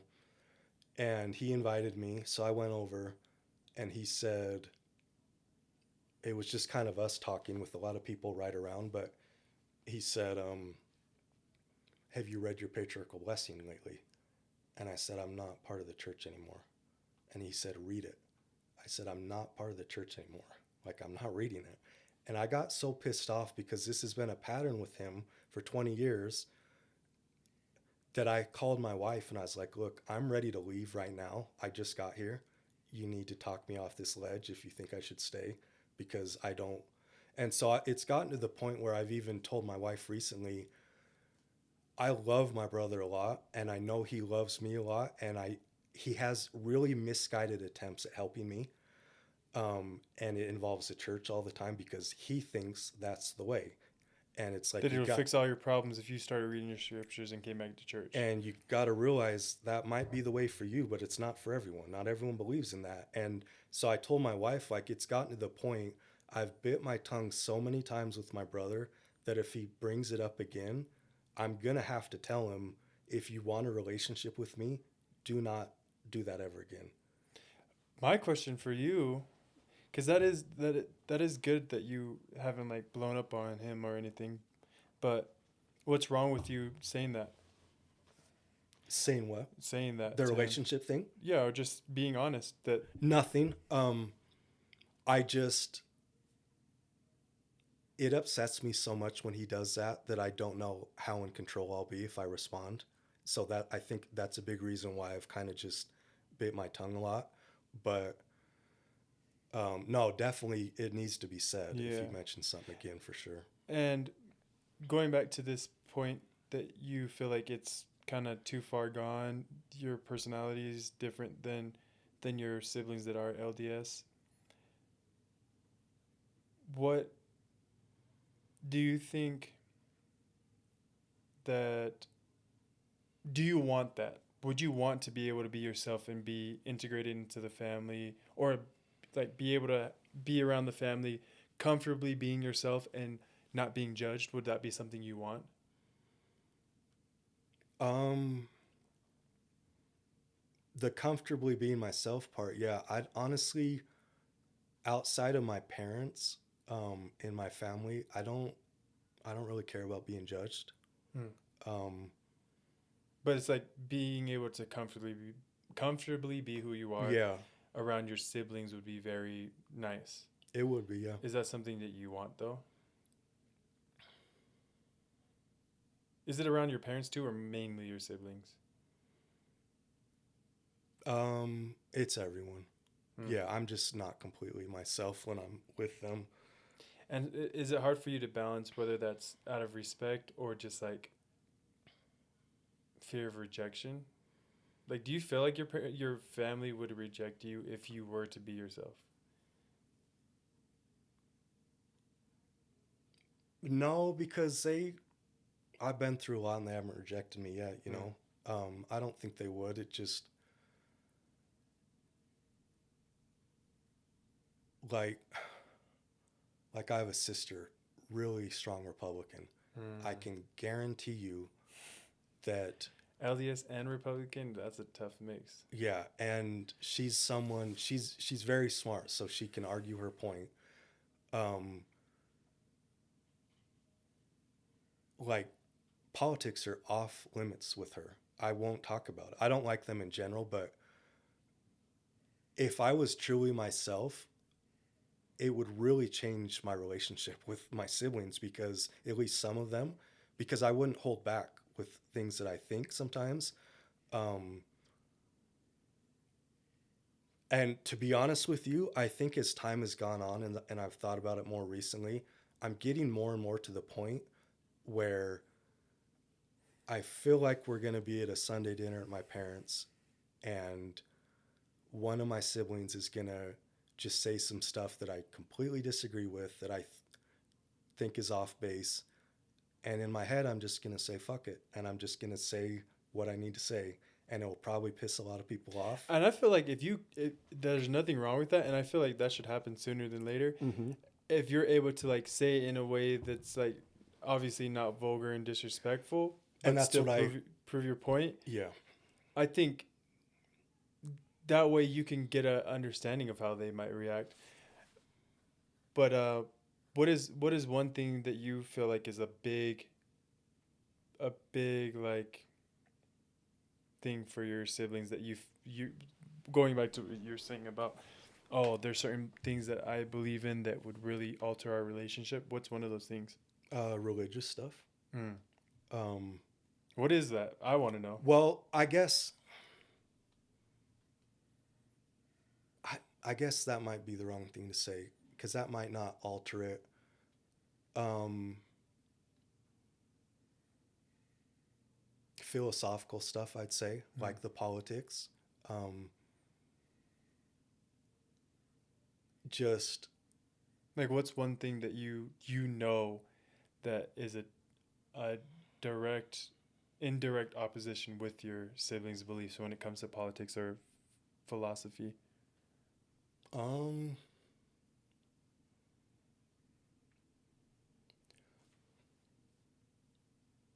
well, I mean, I'm not a Republican, so Mm. just a lot of what they believe in, to be Are honest you a with you. Democrat or? No, I'm more in the middle, I think. I Okay. think both sides are really messed up right now, Mhm. and I wouldn't vote. Like, I don't think there was a good candidate on either side this Mhm. past election that I would have voted for, so I didn't vote.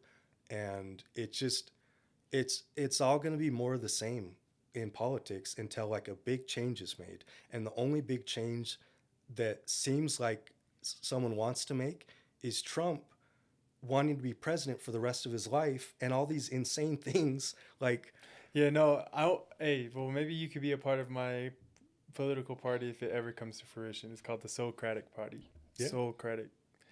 Solution based party. all right. Where, every problem needs a specific solution. Just like your kids. Mm-hmm. Every kid has different problems and it has unique feelings towards certain experiences. And so, like, one way of thinking or believing isn't going to help that kid feel like they're getting their needs met. And Yeah. it's like the same thing with this party, I guess. But that's like 20 years, 30 years down the road when I'm very successful. For now, that is true. I agree with that. Did you hear about the Jeffrey Epstein files?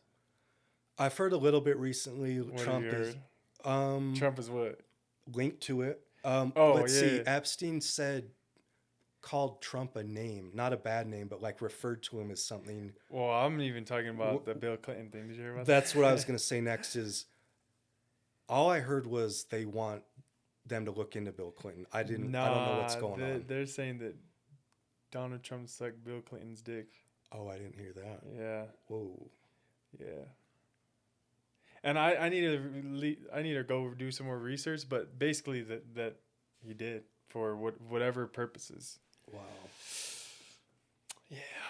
And that he also like knew what was going on and didn't say anything. So even if like they're trying to say, "Oh, he didn't do anything," he still kind of knew those things were going on, and he hung out with Jeffrey Epstein while he was the president, Yeah. like in 2017 or something. Like that. Jeez.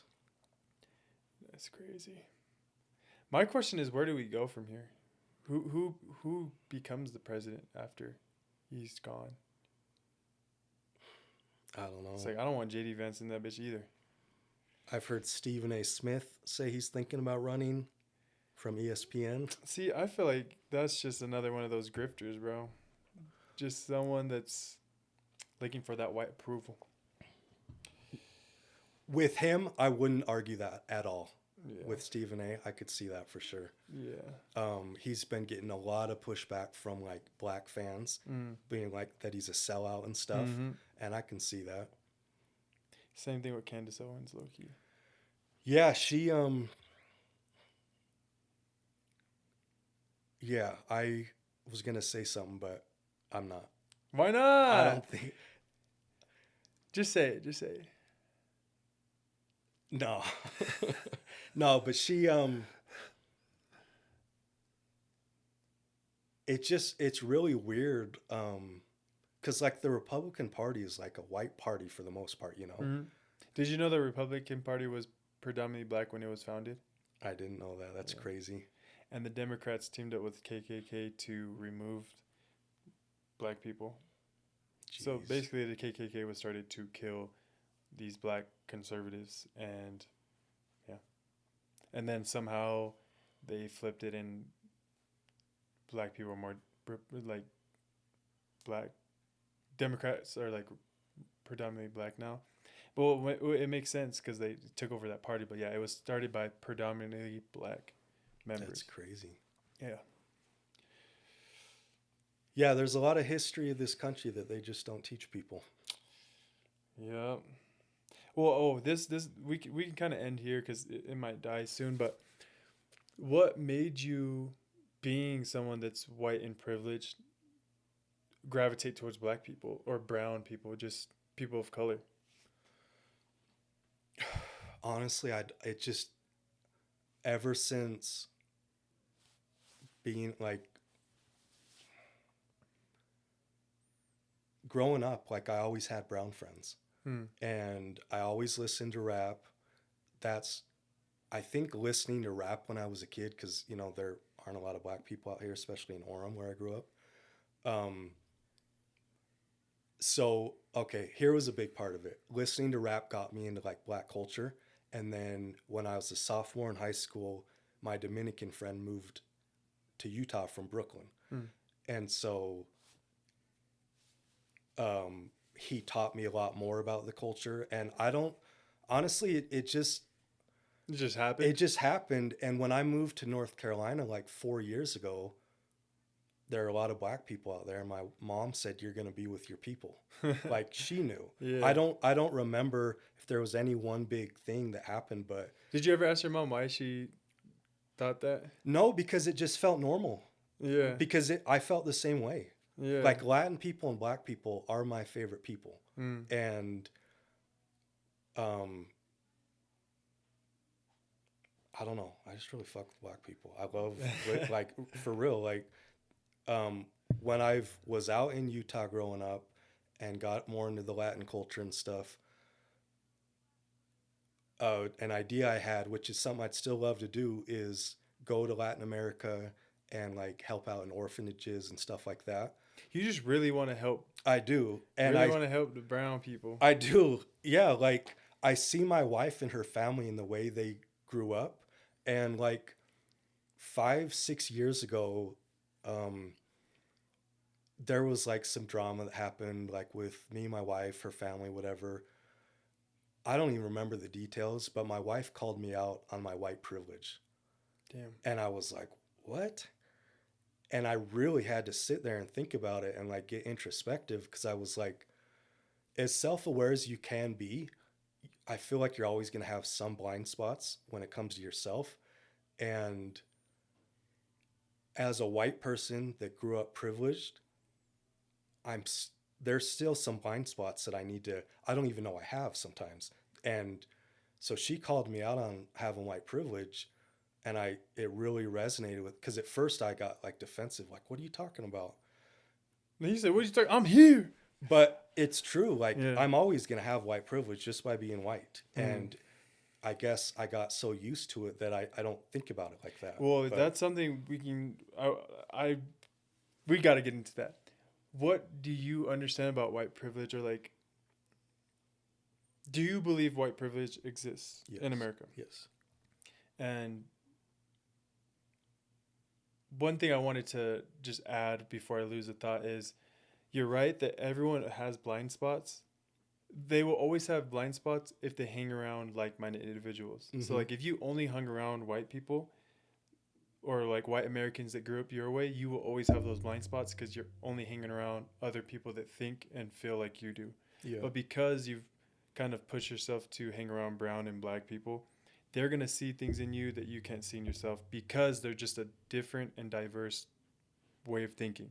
That's just Mm-hmm. that's just a fact. At the end Yeah. of the day, they didn't live your life, so they can point out certain things to at least help you be more introspective, and then you can find the blind spot yourself. Um, but going back to the white privilege, what are some of the ways that you have come to know now that is considered white privilege that you didn't think about until you started hanging out with brown people, or just things that they've said that really made you think and have an aha moment about white privilege? Do you have any?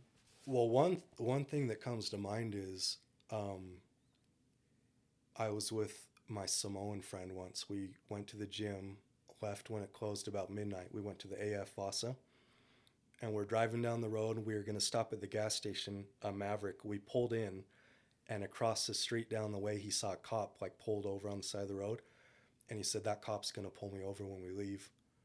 Sure enough, he pulled him over because he was driving too slow at Mm. midnight.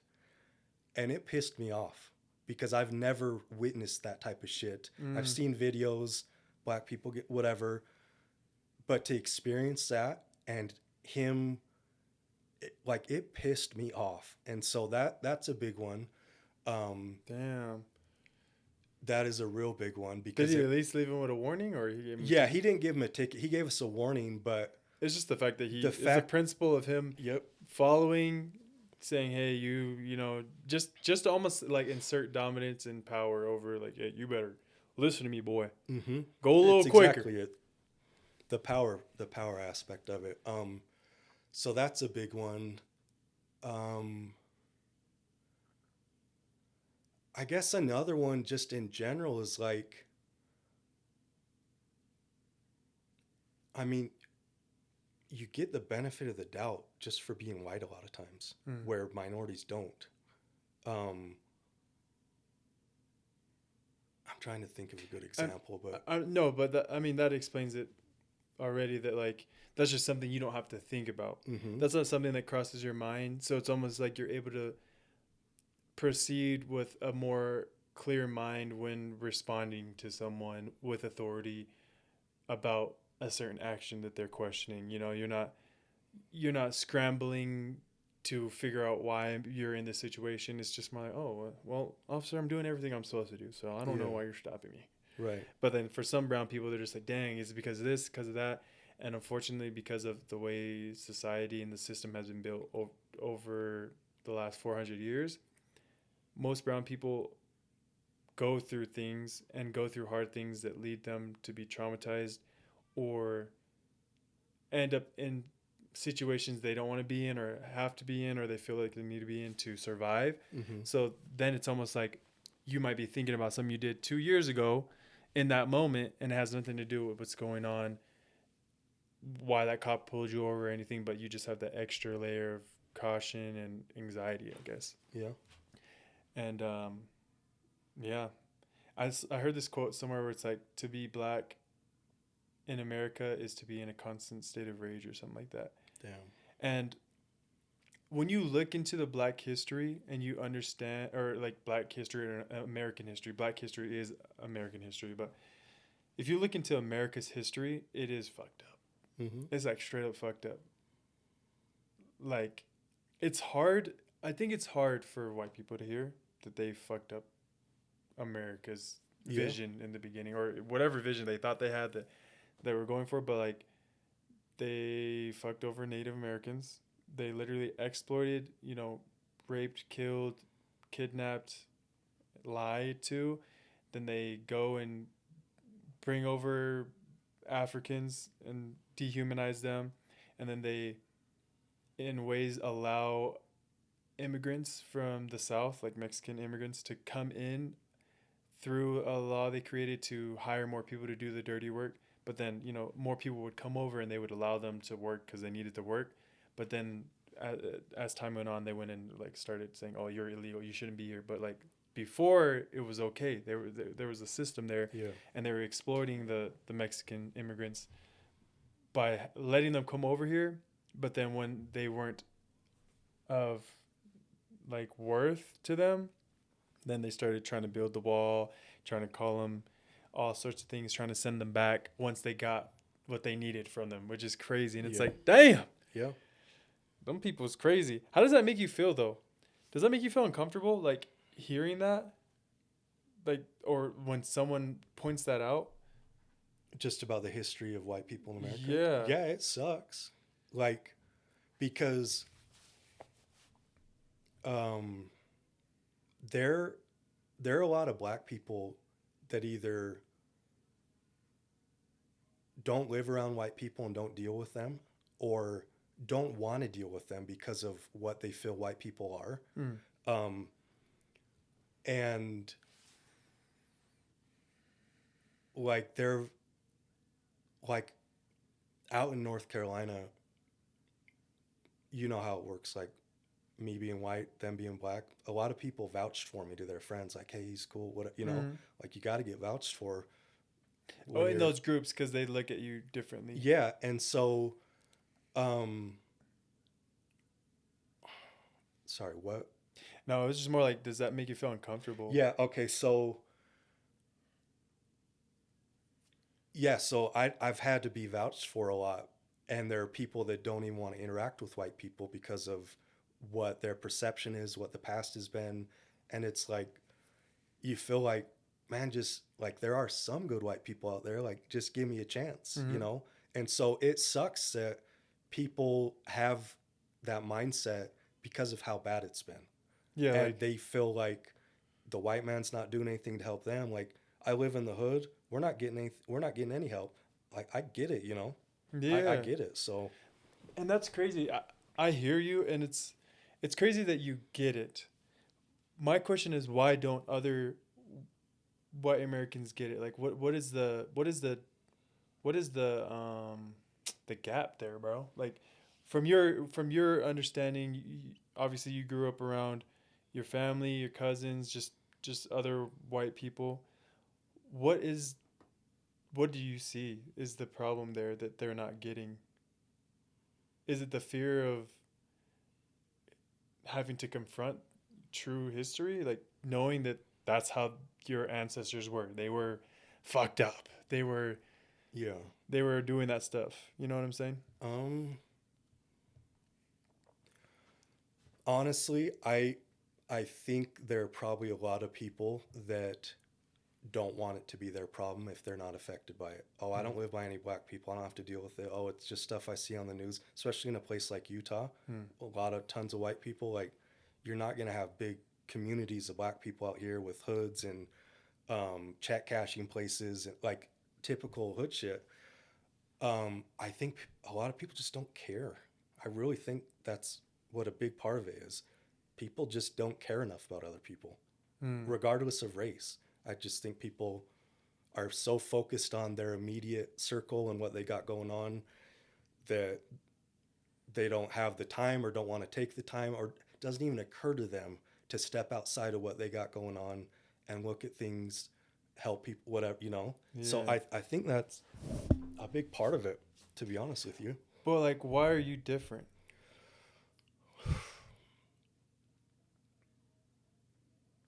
Um,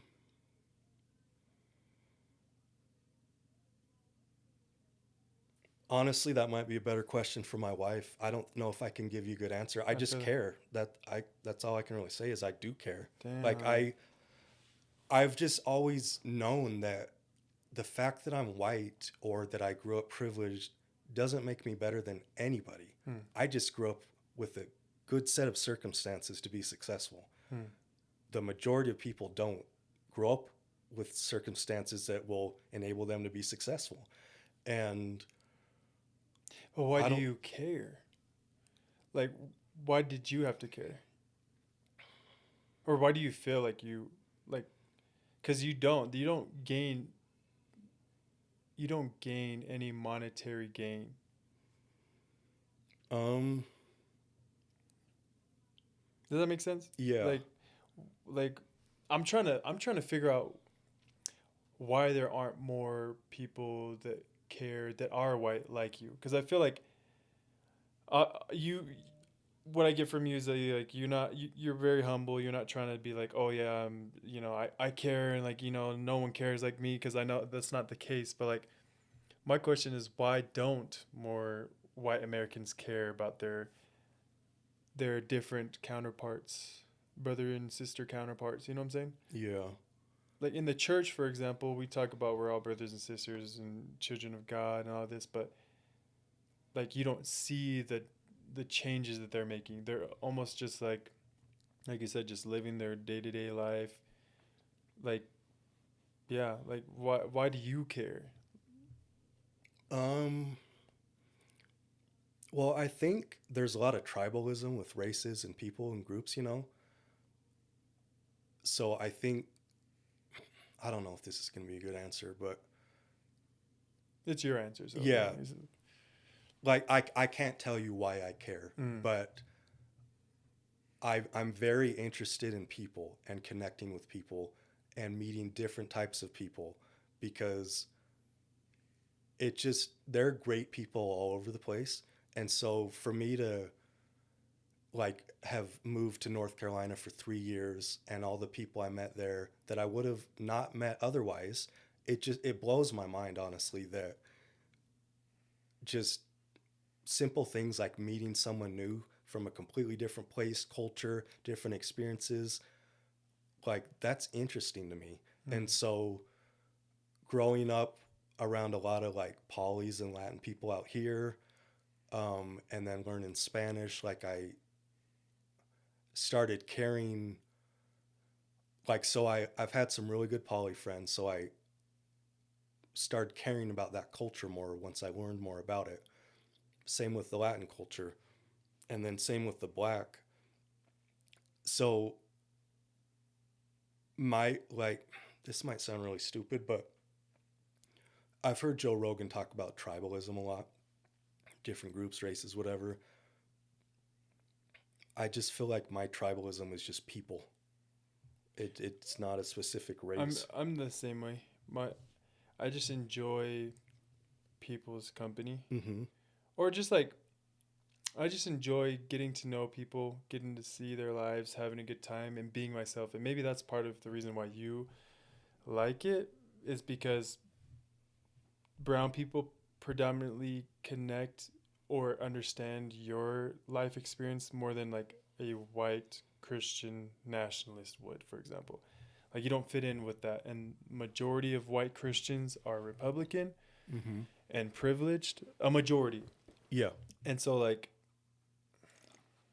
it might just go back to you that it was just easier to find your tribe Mm-hmm. in brown people than trying to find good, wholesome, open-minded white people. Yeah. Maybe. Because like yeah, like my question, like we're at the end, but my question would go to like, dang, so like, how did you even find brown people? Because like back then when you were growing up in Utah, there's less brown people than there are today, and it's like Mm-hmm. you were able to find them. Mm-hmm. So it's like, how did you find and become more like closer friends with brown people than white people if you could find what you're looking for in, like, find that your tribe in white people? Yeah, that it's crazy. It just kind of worked out that way. Like Yeah. my Samoan friend I mentioned, I've known him since I was like 10 or 12. Mm. I remember being that age, like one Mm. of the first times I ever, it was him and his brother and me and my brother. Um, and then I, in junior high started learning Spanish. So I would, for whatever reason, like I would gravitate towards the brown people. Mm. And as I was learning more Spanish, some of my good friends happen to be Hispanic, so I'd want to practice with them. I don't know. It's a Yeah, good question, it's but crazy. it It's happened it's from a real crazy. young age. Yeah, that's just crazy. Yeah. That's really crazy. Well, we can stop there. Okay. Well, we'll just do a little outro. I'm gonna just say thank you for coming on. Yeah. Thanks for having If me. you have time, one thing I'm trying to add in here is just like, what is one thing that you would want people to know about your experience in life thus far, if this was your last conversation? And to say that right now. Yeah, just go ahead. Like, what's one thing you would want your daughter to know, your friends and family, the world, that one person out there that might be changed by this podcast? What is one lesson you would like to share with them from your life experience, or that you would want them to know about your experience? Um,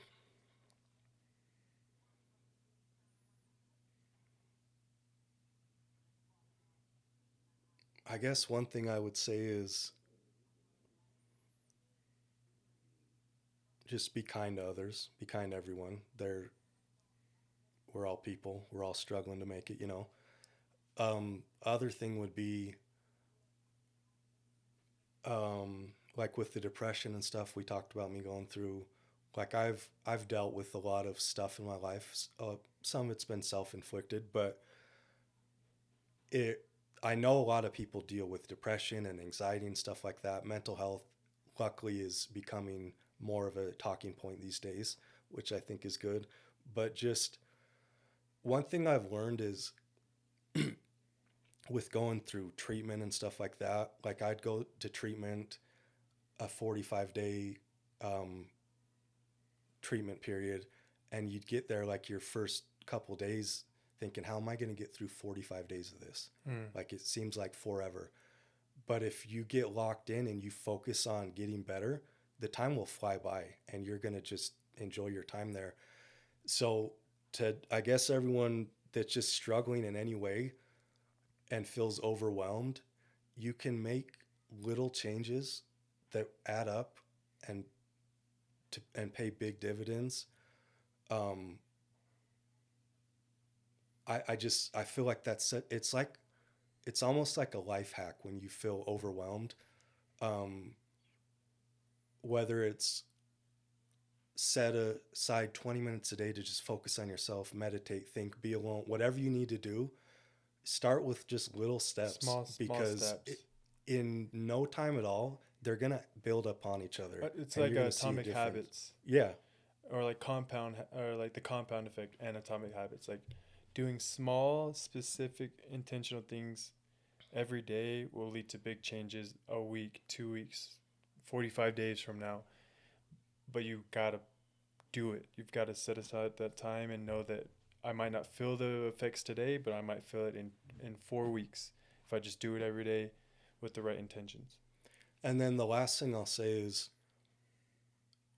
if you can, try and step outside yourself and do something to help someone else, even if, it can be very small. But, and then just another thing that applies in general, I wanted to say, but to people that are really struggling mentally, feel overwhelmed, connecting with people is so valuable and helpful and healthy. And I'm saying this as someone that knows I self-isolate a lot when I'm depressed. Just try and connect with someone, even if it's just the cashier at the grocery store, a nice back and forth or whatever, like that human connection. Human connection, yeah. And just saying something nice to them, like, and maybe you see the smile on their face might make their day because you don't know what they're going through. Yeah. But I don't know. Yeah. We're just so caught up in our own stresses Mhm. and bubble that we don't have that time to just, like you said, go out, like reach outside of yourself and try and connect with someone.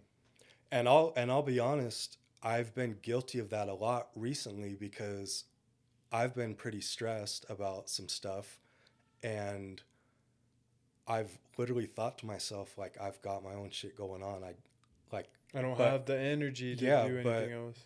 it can really be therapeutic and helpful if you know, push through it and go help someone or whatever. Yeah. So, I like that. yeah, Well, thanks, man. thank you guys. If you made it to the end, I appreciate you. And thank you to Austin for coming on. Sure. That was a great podcast, Yeah, bro. thank you. Appreciate it. So we'll see you next time. This is the Village Podcast, and this is your host, TJ. Okay, Peace. bye.